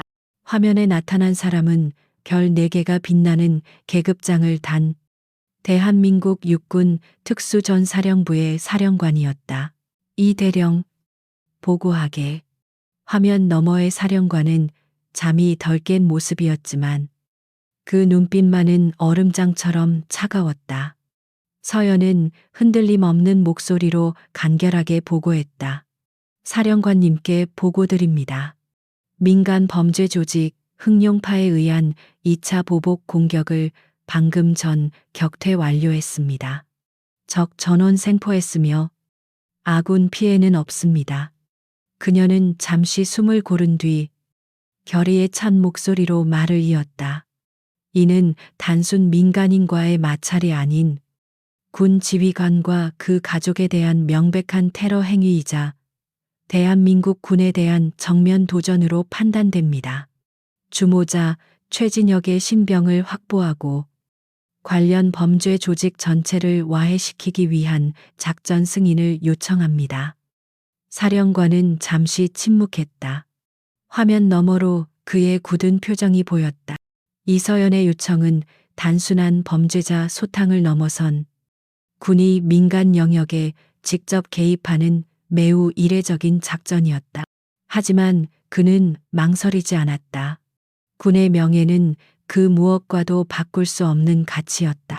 그리고 707부대 대령의 목숨값은 동네 조폭 따위가 논할 수 있는 것이 아니었다. 승인한다. 이 대령. 사령관의 목소리가 단호하게 울려 퍼졌다. 자네의 판단을 믿네. 필요한 모든 자원을 제한 없이 사용하게. 국방부 장관님께는 내가 직접 보고하지. 군의 명예를 더럽히려 한 쓰레기들을 깨끗이 청소하게. 자비는 베풀지 마. 명심하겠습니다. 사령관님, 통화가 끊기자마자 대한민국 국방 시스템의 거대한 톱니바퀴가 무섭게 회전하기 시작했다. 이서연의 단말기를 통해 흑룡파 소탕 작전 명령이 각 관련 부대로 하달되었다. 국군방첩사령부, 중앙수사단, 그리고 707 특수임무단의 일부 대테러 팀까지 국가 안보를 위해 존재하던 거대한 힘이 단 하나의 목표를 향해 움직이기 시작했다. 방첩사령부의 사이버 요원들은 단 10분 만에 최진혁과 흑룡파의 모든 통신을 감청하기 시작했다. 중앙수사단의 수사관들은 경찰 데이터베이스를 넘어 국가정보원의 자료까지 접근하며 최진혁의 모든 금융거래 내역과 재산, 인적 관계를 파헤쳤다. 그가 수십 년에 걸쳐 쌓아 올린 범죄의 성은 단 한 시간도 안 되어 속살을 전부 드러내고 말았다. 최진혁은 아무것도 모른 채 엘리베이터를 타고 지하 주차장으로 향하고 있었다. 그는 여전히 자신이 통제권을 쥐고 있다고 착각했다. 하지만 그가 엘리베이터에서 내린 순간 그는 무언가 잘못되었음을 직감했다. 자신을 기다리고 있어야 할 비서와 차가 보이지 않았다. 대신 주차장의 모든 출입구가 육중한 군용 트럭들로 막혀 있었다. 어둠 속에서 수십 명의 무장한 군인들이 나타나 그를 둘러쌌다. 최진혁은 겁에 질려 뒷걸음질 쳤다. 누구냐? 너희들 내가 누군 줄 알고 이래. 그의 외침은 공허하게 울렸다. 군인들은 대답 대신 그의 양팔을 붙잡아 그가 들고 있던 돈가방을 빼앗았다. 그 순간 그의 휴대전화가 울렸다. 그가 믿었던 지역 경찰서장이었다. 서장, 이게 무슨 일이야? 군인들이 날 잡으러 왔어. 당장 와서 해결해. 그는 다급하게 소리쳤다. 하지만 수화기 너머에서는 절망적인 목소리가 들려왔다. 최 회장. 미안하네. 나도 방금 국방부에서 연락을 받았어.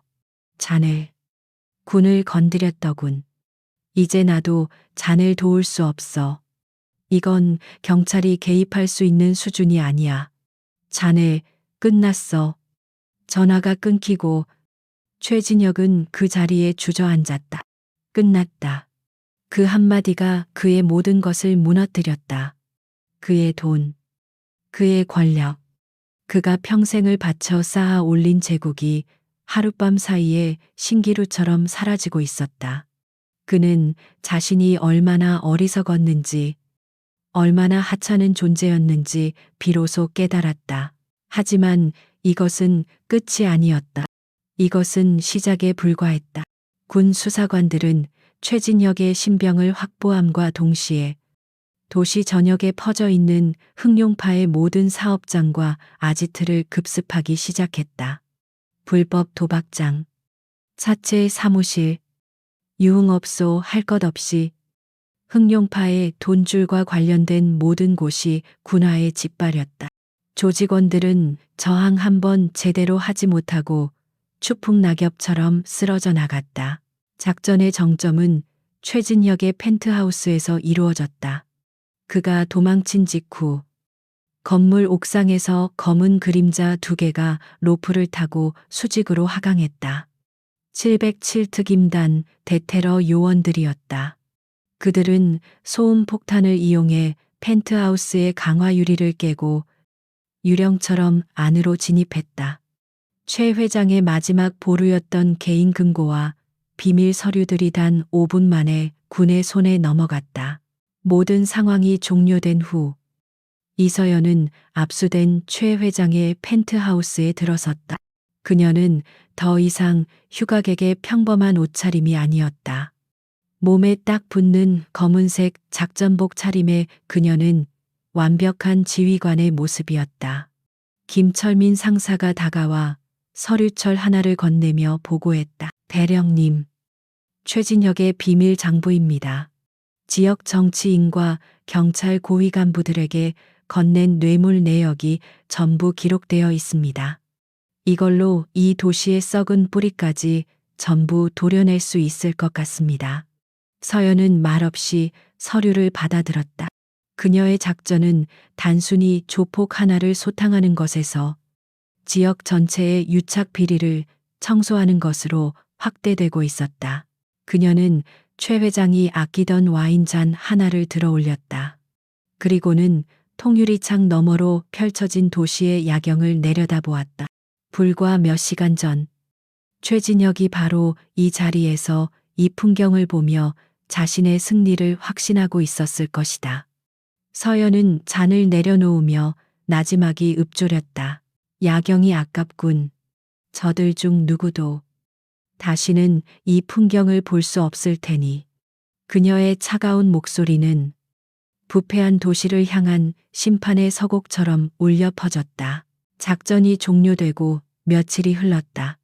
대한민국을 떠들썩하게 만들었던 흑룡파 와해 사건은 점차 일상적인 뉴스들 속으로 잦아들고 있었다. TV와 신문은 연일 군검경 합동특별수사본부의 성과를 대서특필했다. 수십 년간 도시를 좀먹던 거대 범죄 조직이 단 며칠 만에 뿌리까지 뽑혔다는 사실에 국민들은 열광했다. 뉴스 화면에는 압수된 불법 자금과 무기들이 산더미처럼 쌓여 있었고, 쇠고랑을 찬 조직원들이 줄줄이 검찰청으로 송치되는 모습이 반복해서 나왔다. 앵커는 이 모든 것이 한 통의 결정적인 내부 고발에서 시작되었다고 보도했다. 그 누구도 이 거대한 작전의 방아쇠를 당긴 사람이 휴가를 즐기던 한 여성 군인이었다는 사실을 알지 못했다. 변화는 도시 곳곳에서 느껴졌다.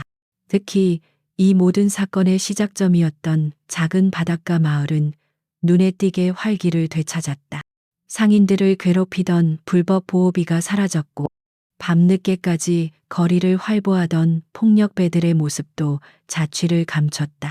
사람들의 얼굴에는 두려움 대신 안도와 희망이 서려 있었다.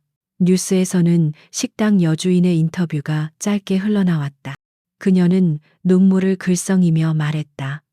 이제야 두 다리 뻗고 잘 수 있겠어요. 다 이름 모를 군인 아저씨들 덕분입니다.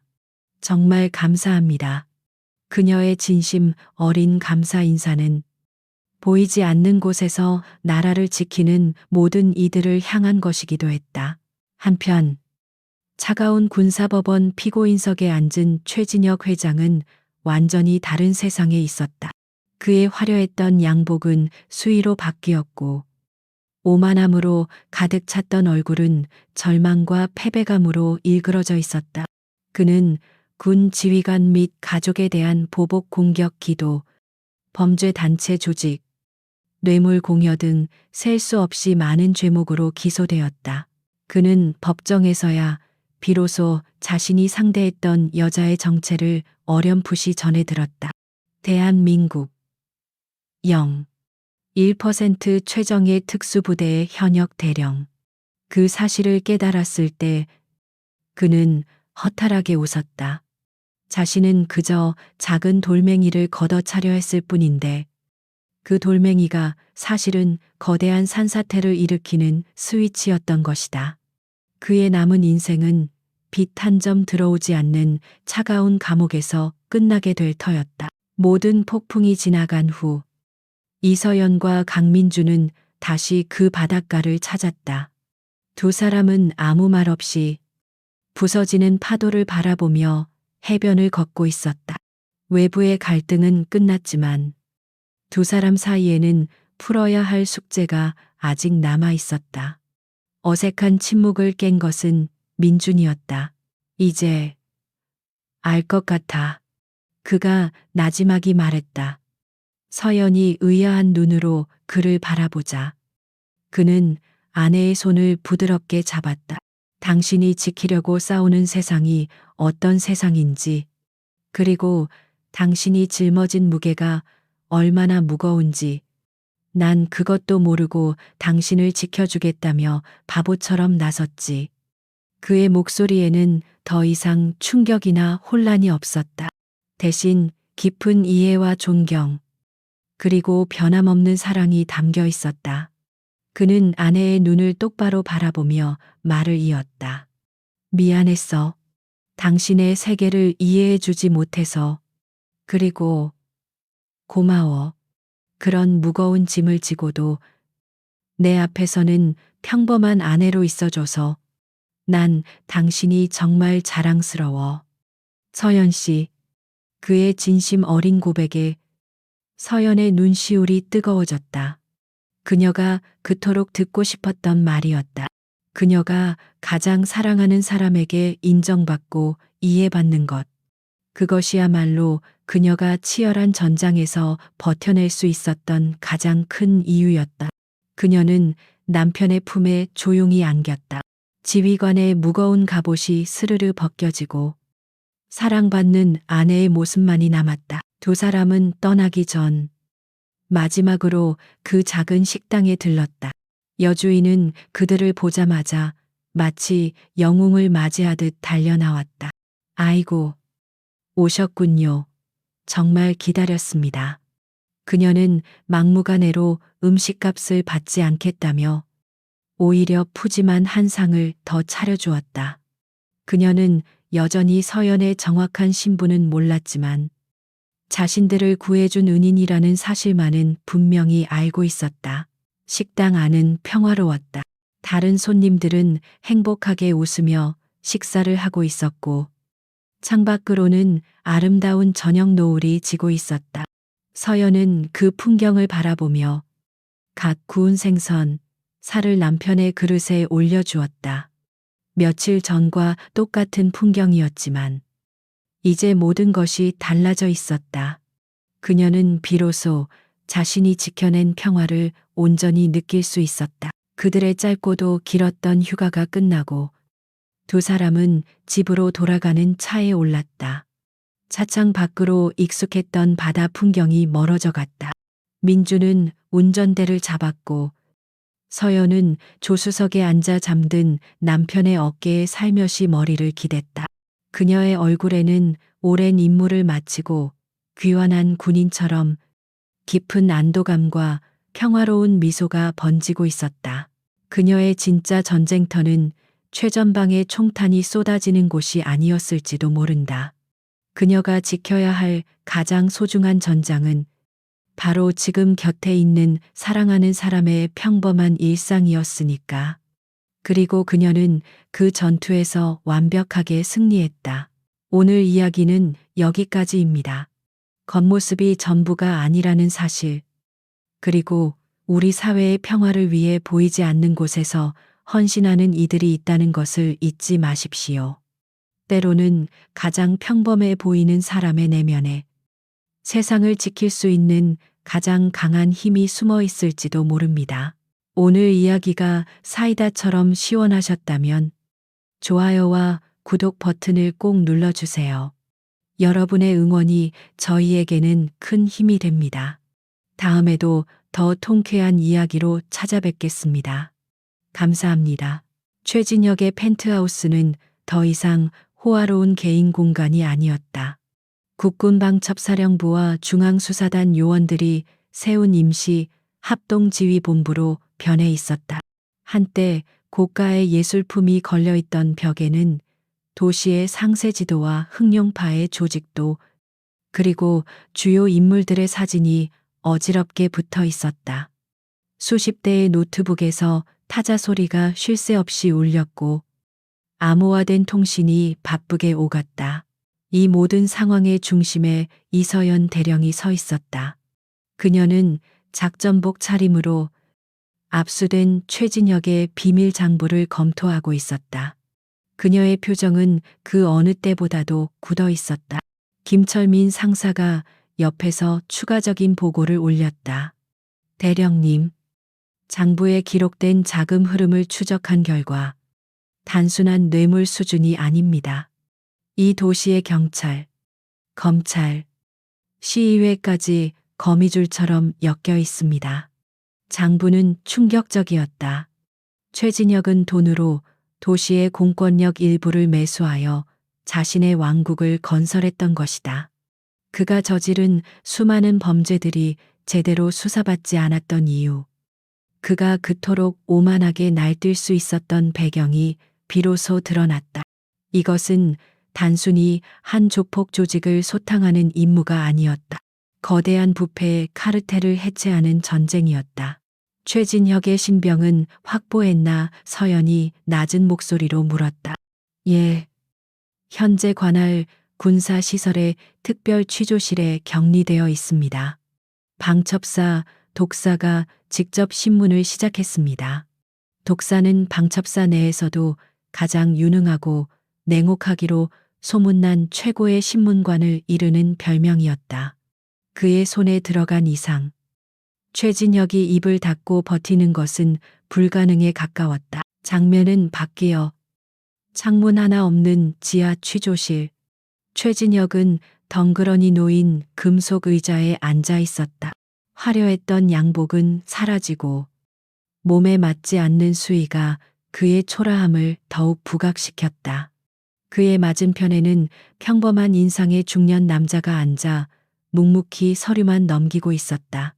바로 방첩사의 독사였다. 최진혁은 아직 상황 파악이 덜 된 듯, 혹은 현실을 인정하고 싶지 않은 듯, 마지막 자존심을 쥐어짰다. 이봐, 당신들, 지금 실수하는 거야. 내가 누군 줄 알아나. 최진혁이야. 이 도시의 시장도 내 앞에선 고개를 숙여. 당장 날 풀어주지 않으면 당신들 모두 무사하지 못할 거야. 그의 목소리에는 협박의 기운이 서려 있었다. 하지만 신문관은 눈 하나 깜짝하지 않았다. 그는 서류에서 눈을 떼고 처음으로 최진혁과 눈을 맞췄다. 그 눈빛은 모든 것을 꿰뚫어 보는 듯 깊고 차가웠다. 최진혁, 나이 56. 본 적은? 그래, 여기까지 하자. 어차피 네가 살아온 인생은 이 서류 뭉치 안에 전부 기록되어 있으니. 신문관은 책상 위로 사진 몇 장을 던졌다. 스위스 은행의 비밀 계좌 내역서, 해외 조세 피난처에 설립한 유령 회사 서류, 그리고 그가 매수했던 정치인들과 은밀하게 만나는 장면이 찍힌 사진들이었다.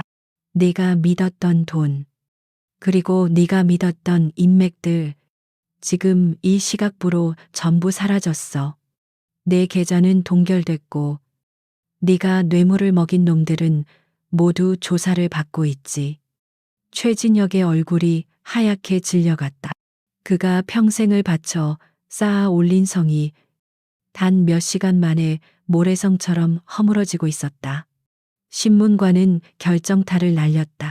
넌 네가 왕인 줄 알았겠지. 하지만 넌 그냥 더 큰 누군가를 위한 자금 관리인에 불과했더군.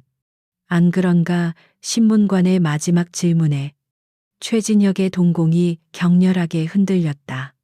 그의 가장 깊은 비밀을 건드린 것이다.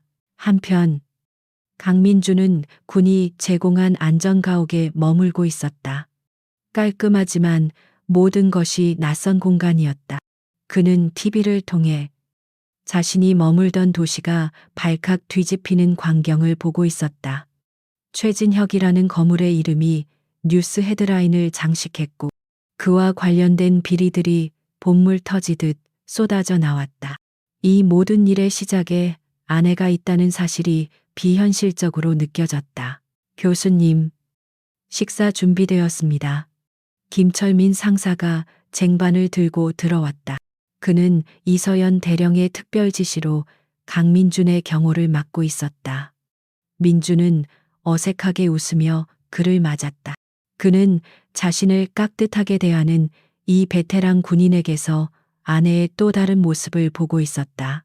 김 상사님. 아, 서연 씨는 괜찮은 겁니까? 민준이 조심스럽게 물었다. 그는 아내가 지금 위험한 일의 한복판에 있다는 것을 알고 있었다. 김 상사는 희미하게 미소를 지었다. 걱정 마십시오. 교수님, 대령님은 저희 707부대의 전설이십니다. 그 어떤 상황에서도 절대 무너지지 않는 분입니다. 오히려 저희가 대령님을 걱정시켜드리지 않으려 애쓸 뿐입니다. 그의 목소리에는 아내를 향한 절대적인 신뢰와 존경이 담겨 있었다. 민주는 그 말을 통해 자신이 알지 못했던 아내의 세계를 조금 더 이해하게 되었다. 그녀는 단지 강한 군인이 아니었다. 그녀는 수많은 부하들의 목숨을 책임지고 그들의 존경을 한몸에 받는 진정한 지휘관이었다. 다시 지휘본부.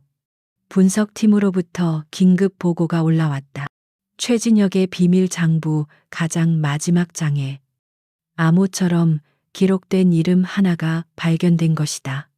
그 이름은 일반적인 뇌물 리스트와는 다른 방식으로 극도의 보안 속에서 관리되고 있었다. 방첩사의 암호 해독 전문가들이 달라붙어 마침내 그 이름을 해독해냈다. 보고서를 받아든 이서연의 눈빛이 얼음처럼 차가워졌다. 그녀의 입에서 나지막한 탄식이 흘러나왔다. 역시 화면에 떠오른 이름은 전직 국방부 장관이자 현직 여당의 실세 국회의원인 윤성태였다. 최진혁은 그의 거대한 자금줄 중 하나에 불과했던 것이다. 이것으로 모든 퍼즐이 맞춰졌다. 최진혁이 그토록 대담하게 군인을 건드릴 수 있었던 이유. 그의 뒤에 상상조차 할 수 없는 거대한 뒷배가 버티고 있었기 때문이다. 이 사건은 이제 조폭 소탕 작전을 넘어 국가의 근간을 뒤흔드는 거대한 부패 스캔들로 비화되고 있었다. 그녀가 건드린 것은 벌집이 아니었다. 거대한 용의 둥지였다. 이서연은 잠시 눈을 감았다. 상황은 그녀의 통제를 벗어나기 시작했다. 하지만 그녀는 물러설 수 없었다. 여기서 물러서는 것은 자신과 남편의 목숨을 위협에 방치하는 것과 같았다. 그녀는 눈을 뜨고 결심을 굳혔다. 그녀는 통신 장교에게 단호하게 명령했다. 특수전 사령관님께 직통 연결해.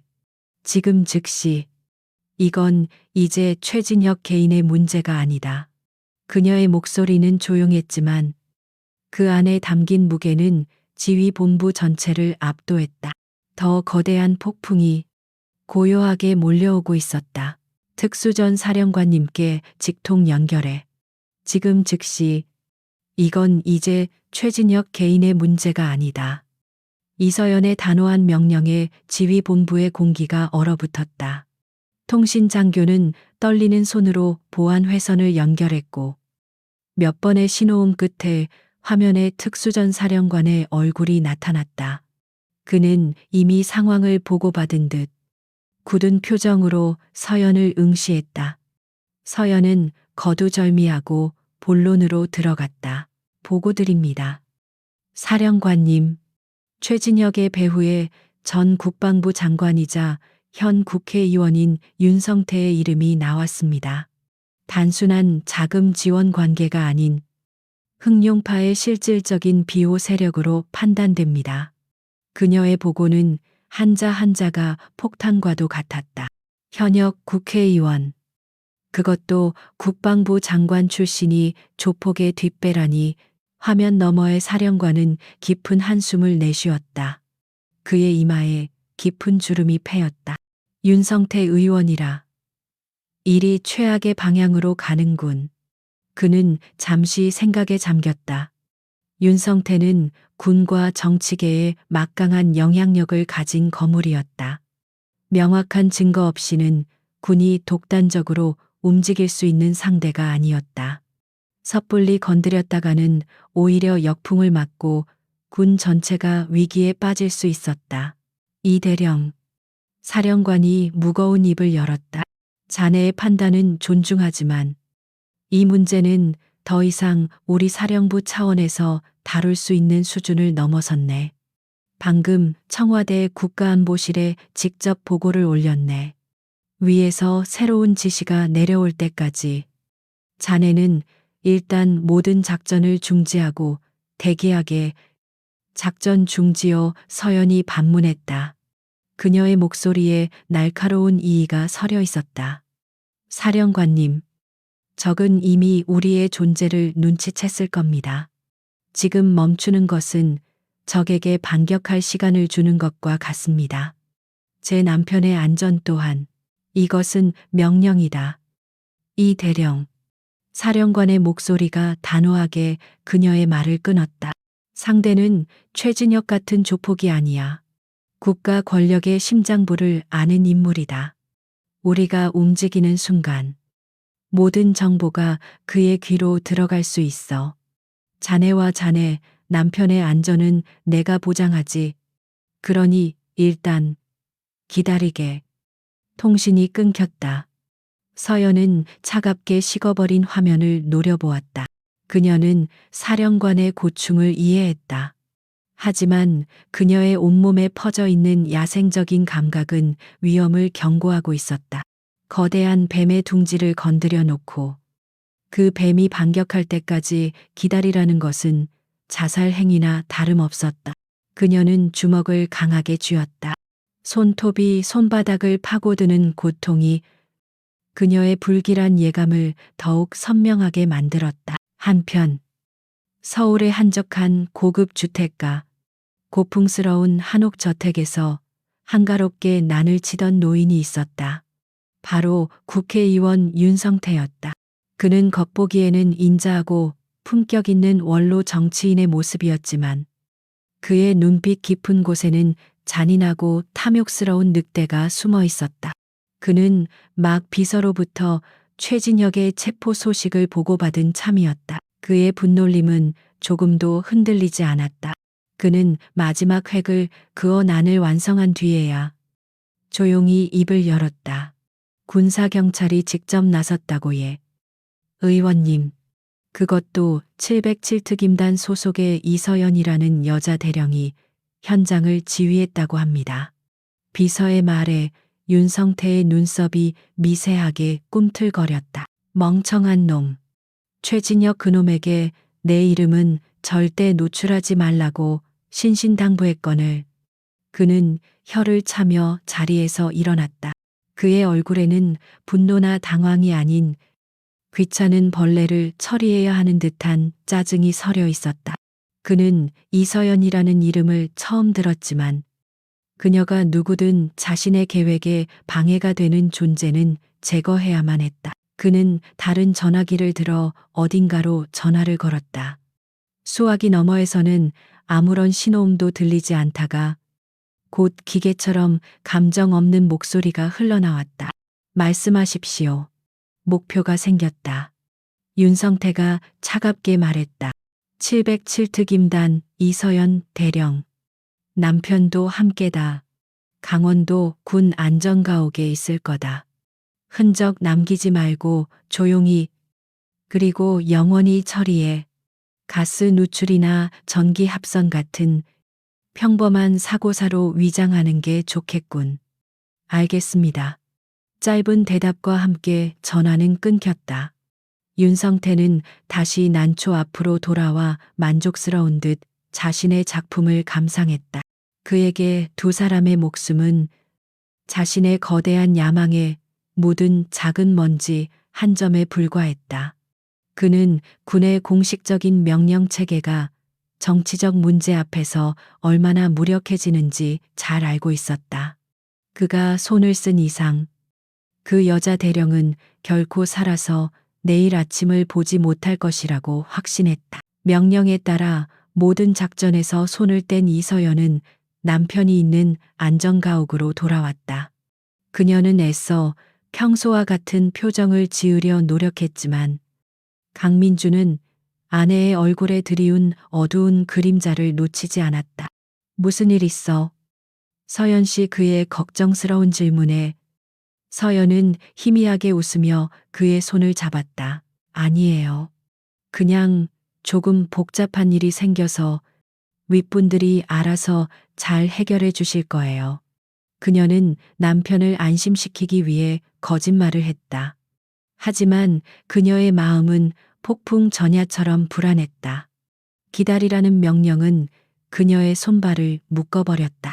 그녀는 이제 자신과 남편의 목숨을 보이지 않는 정치적 역학 관계와 행정 절차에 맡겨야만 했다. 바로 그날 밤이었다. 안전가옥 주변은 고요했다. 경호를 맡은 김철민 상사와 그의 팀원들은 외곽을 철통같이 경비하고 있었다. 하지만 그들의 경계망 너머 칠흑 같은 어둠 속에서 여러 개의 그림자가 유령처럼 움직이고 있었다. 윤성태가 보낸 청소부들이었다. 그들은 전직 특수부대 출신들로 구성된 국가가 아닌 돈을 위해 움직이는 그림자 부대였다. 그들의 움직임은 군사작전 그 자체였다. 한 팀은 통신망을 교란하고 다른 한 팀은 안전가옥의 전력 공급을 차단했다. 펑 하는 소리와 함께 주변의 모든 불빛이 꺼지고 완전한 어둠이 찾아왔다. 김철민 상사는 즉시 소리쳤다. 적의 기습이다. 전원 전투 태세 대령님을 보호하라. 하지만 상대는 너무나도 빠르고 치명적이었다.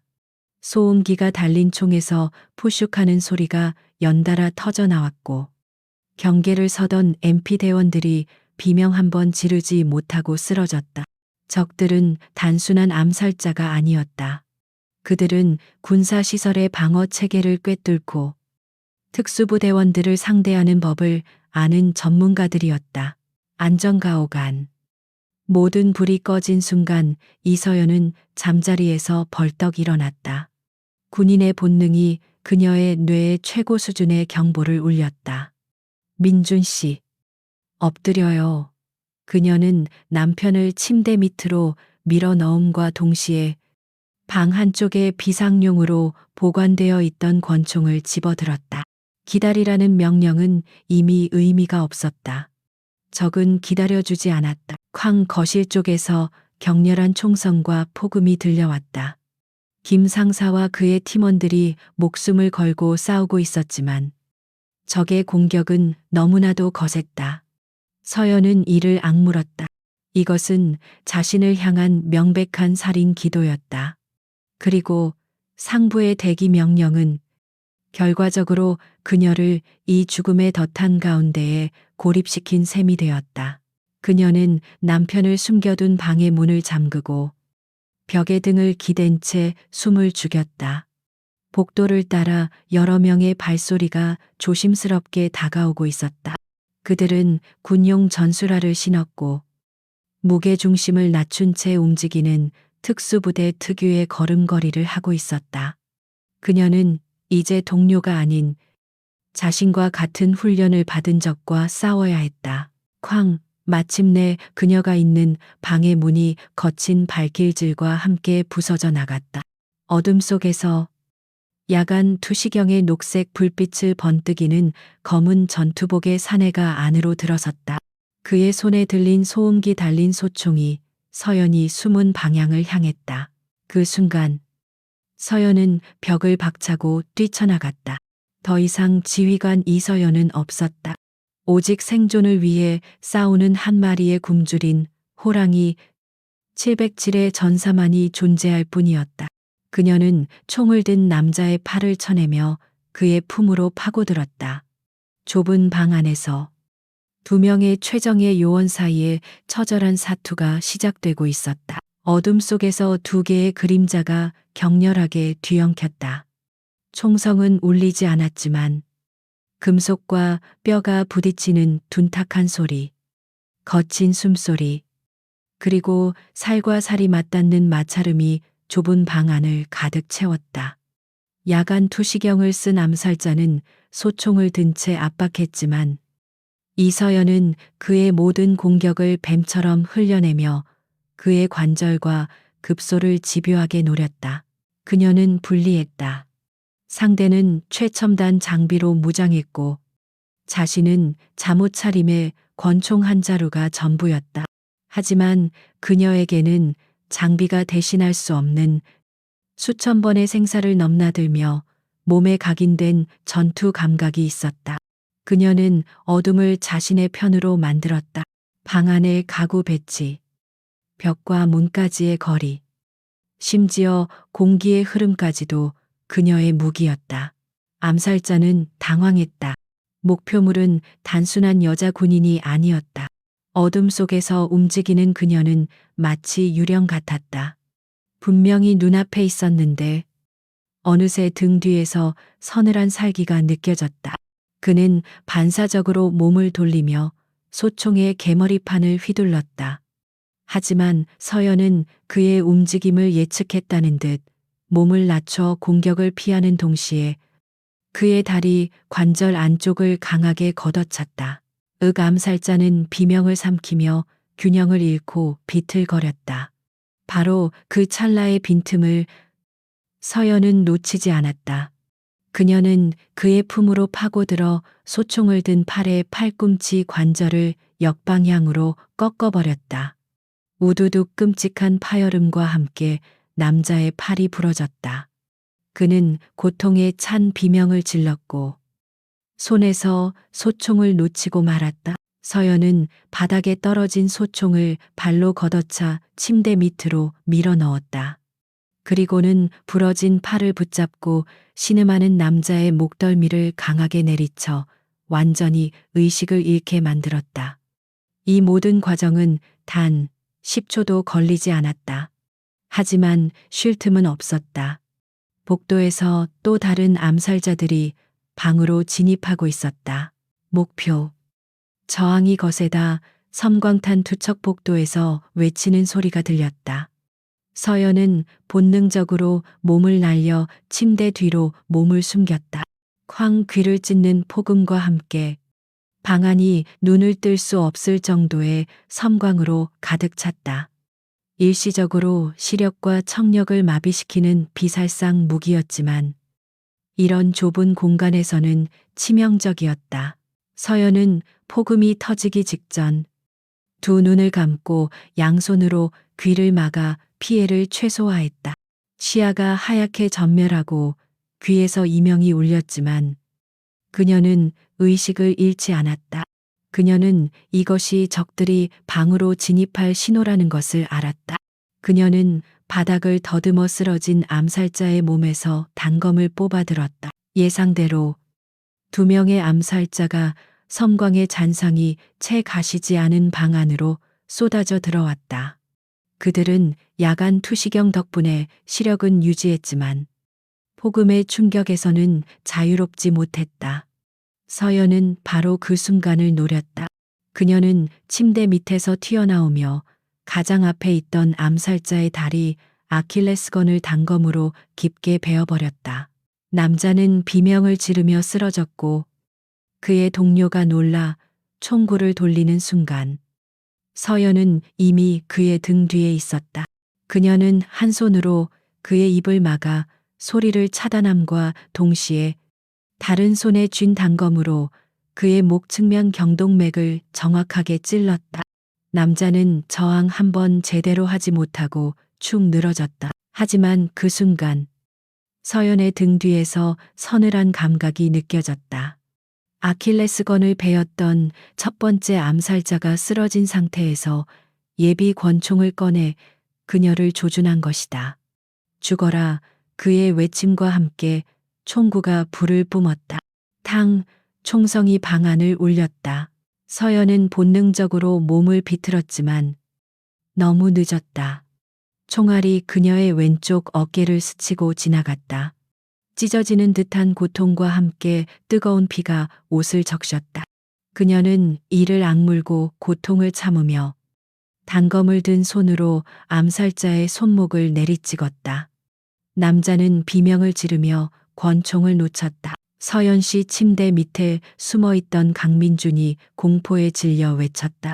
그는 아내가 총에 맞는 것을 똑똑히 보았다. 그는 이성을 잃고 밖으로 뛰쳐나가려 했다. 안 돼요. 그대로 있어요. 서연이 단호하게 소리쳤다. 그녀의 목소리는 고통 속에서도 흔들림이 없었다. 그녀는 아직 싸움이 끝나지 않았음을 알았다. 그녀의 예상은 맞았다. 복도에서 마지막 남은 암살자의 발소리가 들려왔다. 그는 동료 3명이 연달아 당하자 섣불리 들어오지 않고 문 밖에서 기회를 엿보고 있었다. 서연은 피가 흐르는 어깨를 부여잡고 거친 숨을 몰아쉬었다. 과다출혈로 어지러웠다. 이대로 시간이 끌리면 불리한 것은 자신이었다. 그녀는 결단을 내려야 했다. 그녀는 쓰러진 암살자의 권총을 집어들었다. 그리고는 일부러 신음소리를 내며 벽에 기대 쓰러지는 척 연기했다. 그녀의 연기에 속은 마지막 암살자가 마침내 방 안으로 조심스럽게 모습을 드러냈다. 그의 총구가 방 안을 샅샅이 훑었다. 그가 쓰러진 서연을 발견하고 확인 사살을 위해 다가오는 바로 그 순간 서연의 눈이 번쩍 뜨였다. 그녀는 바닥에 누운 자세 그대로 숨겨두었던 권총의 방아쇠를 당겼다. 탕탕 두 발의 총성이 연달아 울렸다. 총알은 정확하게 암살자의 미간과 심장을 꿰뚫었다. 네 번째 암살자는 소리 한 번 지르지 못하고 그대로 뒤로 넘어갔다. 모든 것이 끝났다. 방 안에는 화약 냄새와 피비린내가 진동했다. 서연은 그제야 긴장이 풀리는 것을 느끼며 거친 숨을 몰아쉬었다. 그녀는 부상당한 어깨를 부여잡고 힘겹게 몸을 일으켰다. 바로 그때 그녀의 군용 단말기가 미친 듯이 울리기 시작했다. 특수전 사령관이었다. 이 대령 괜찮나 응답하게. 화면 너머의 사령관은 안절부절 못하는 모습이었다. 보고드립니다. 서연이 힘겹게 입을 열었다. 적, 전원 사살 완료. 아군 피해. 김철민 상사, 외 3명 전사, 본인, 부상. 제기랄, 사령관이 책상을 내리치는 소리가 들려왔다. 내 실수다. 자네를 기다리게 하는 게 아니었어. 윤성태, 그 개자식이, 그의 목소리는 분노로 떨리고 있었다. 이 대령, 조금만 버티게. 지금 자네 위치로 블랙호크를 보냈네. 청와대에서도 마침내 알파 코드를 발령했어. 이제 전쟁 시작이다. 알파 코드. 그것은 군이 국가 안보에 심대한 위협을 끼치는 내부의 적을 제거하기 위해 발동하는 최상위 작전 코드였다. 정치적 고려 없이 오직 목표 제거만을 위해 군의 모든 역량을 동원할 수 있는 대통령 직속 명령. 윤성태는 건드려서는 안 될 것을 건드렸다. 그는 잠자는 호랑이의 꼬리를 밟은 것이 아니라 호랑이 그 자체를 사냥하려 했다. 통신이 끊기고 얼마 지나지 않아 멀리서부터 헬리콥터의 강력한 프로펠러 소리가 들려오기 시작했다. 소리는 순식간에 가까워졌고 안전가옥의 지붕을 날려버릴 듯한 굉음과 함께 검은색 UH-60 블랙호크 헬리콥터가 상공에 정지했다. 헬기의 양쪽 문이 열리고 로프가 순식간에 지상으로 내려왔다. 완전 무장한 707특임단 대테러 팀원들이 유령처럼 로프를 타고 하강했다. 그들은 서연의 직속 부하들이었다. 자신들의 존경하는 지휘관이 공격당하고 동료들이 전사했다는 소식에 그들의 눈은 이글거리는 분노로 가득 차 있었다. 팀장이 부상당한 서연을 발견하고 달려와 격려했다. 그의 눈에는 눈물이 고여 있었다. 대령님, 죄송합니다. 저희가 너무 늦었습니다. 서연은 그의 어깨를 두드리며 힘겹게 말했다. 아니다. 자네들은 제 시간에 와주었어. 이제 반격할 시간이다. 의무병이 달려와 서연의 어깨를 응급 처치하는 동안 그녀는 팀장에게 마지막 명령을 내렸다. 그녀의 목소리는 부상에도 불구하고 강철처럼 단단했다. 윤성태의 위치 파악됐나? 예.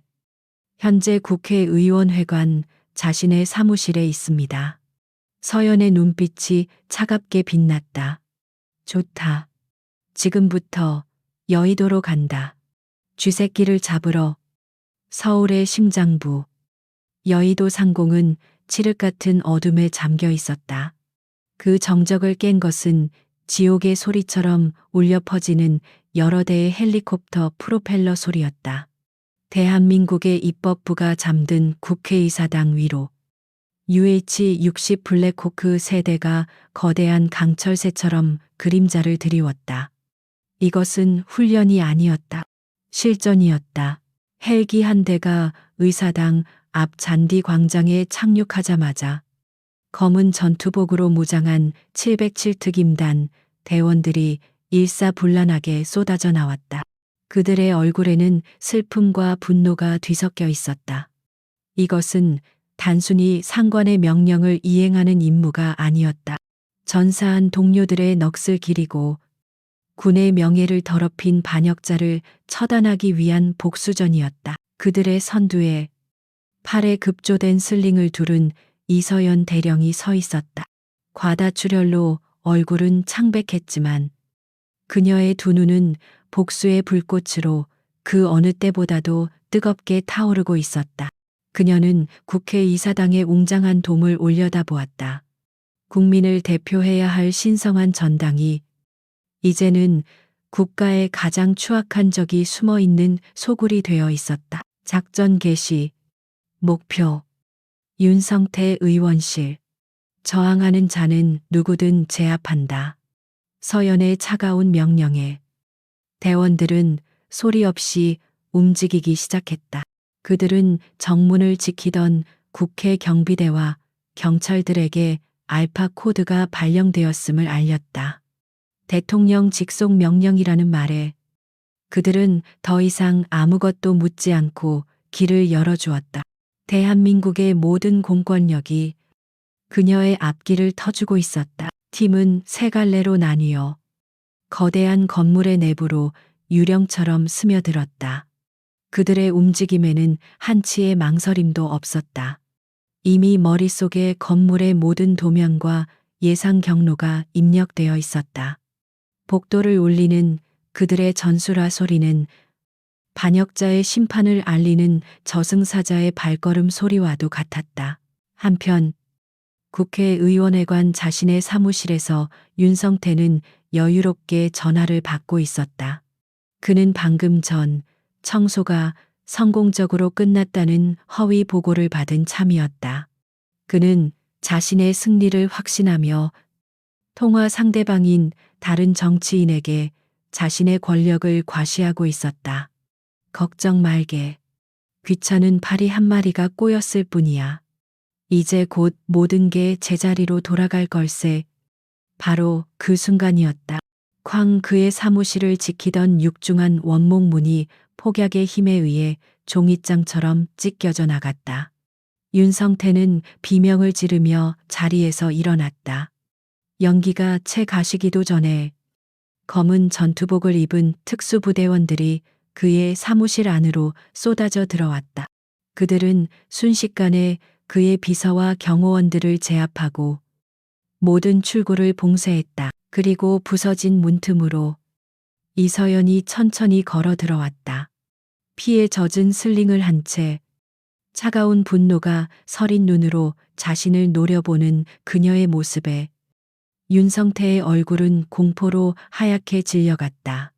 죽었어야 할 사람이 지옥의 악귀처럼 그의 눈앞에 서 있었다. 이게 무슨 짓인가? 여기가 어디라고 감히. 그는 마지막 남은 권위를 쥐어짜며 소리쳤다. 나는 대한민국 국회의원이다. 법에 의해 보호받는 불체포 특권이 있어. 너희들은 지금 쿠데타를 일으키는 거야. 그의 목소리는 공포 때문에 우스꽝스럽게 떨리고 있었다. 서연은 그의 책상 앞으로 천천히 다가갔다. 그녀는 그의 발악을 무시한 채 품에서 차갑게 접힌 종이 한 장을 꺼내 그의 얼굴 앞에 펼쳐 보였다. 그것은 대한민국 대통령의 직인이 선명하게 찍힌 알파 코드 발동 명령서였다. 그 특권은 국가를 등진 반역자에게는 적용되지 않는다. 서연의 목소리는 얼음처럼 차가웠다. 그녀는 윤성태의 눈을 똑바로 응시하며 그의 존재 자체를 부정하는 듯한 심판의 말을 내뱉었다. 대한민국 대통령의 이름으로 명한다. 내란죄, 군 통수권 교란죄, 그리고 살인 교사 혐의로 윤성태, 당신을 체포한다. 윤성태의 다리가 풀리며 그 자리에 주저앉았다. 그의 모든 권력, 모든 인맥, 모든 부가 알파 코드라는 절대적인 국가 의지 앞에서 한 줌의 재로 변해버렸다. 그는 대원들에게 짐승처럼 끌려 나가면서도 믿을 수 없다는 듯 이서연을 향해 악을 썼다. 내년 하나 때문에 감히 여자 군인 따위가 그의 마지막 발악은 복도를 울리는 군화 소리에 처참하게 묻혀버렸다. 몇 주 후 대한민국은 거대한 격변을 겪었다. 윤성태의 체포는 게이트가 되어 정관계와 재계를 뒤흔드는 거대한 부패 카르텔의 실체를 드러냈다. 수십 명의 정치인과 고위 공무원들이 줄줄이 감옥으로 향했다. 도시는 오랫동안 알았던 종양을 도려낸 듯 아프지만 새로운 희망을 이야기하기 시작했다. 이 모든 폭풍의 중심에 있었던 이서연과 강민주는 다시 그 작은 바닷가 마을을 찾았다. 서연의 어깨에는 이제 슬링 대신 깔끔한 흉터가 남아 있었다. 두 사람은 가장 먼저 이번 작전에서 순직한 김철민 상사와 그의 팀원들의 묘역을 찾았다. 서연은 묘비 앞에 조용히 거수경례를 붙였다. 그녀는 그들의 희생이 헛되지 않았음을, 그들이 지키고자 했던 평화가 돌아왔음을 조용히 보고했다. 그리고 그들은 다시 그 식당으로 향했다. 여주인은 두 사람을 보자 눈물을 글썽이며 가족처럼 맞아주었다. 식당 안은 여전히 평화로웠다. 서연은 남편과 마주 앉아 그들이 처음 이곳에 왔을 때처럼 조용히 식사를 했다. 하지만 이제 두 사람 사이에는 그 어떤 비밀도 불안도 없었다. 서로의 세계를 온전히 이해하고 받아들인 진정한 동반자가 되어 있었다. 저녁 노을이 지는 해변을 두 사람은 손을 잡고 걸었다. 민준이 나지막이 물었다. 이제 정말로 휴가인 거지. 서연은 남편의 어깨에 머리를 기대며 환하게 웃었다. 응, 이제 정말 우리의 휴가야. 그녀는 비로소 지휘관의 무거운 짐을 내려놓고 사랑하는 사람 곁에서 평범한 행복을 누릴 수 있게 되었다. 그녀가 목숨을 걸고 지켜낸 것은 바로 이 순간의 평화였다. 모든 이야기는 이렇게 끝이 났습니다.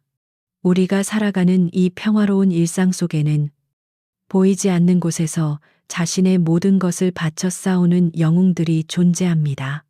가장 평범해 보이는 얼굴 뒤에 가장 위대한 용기가 숨어 있을지도 모릅니다.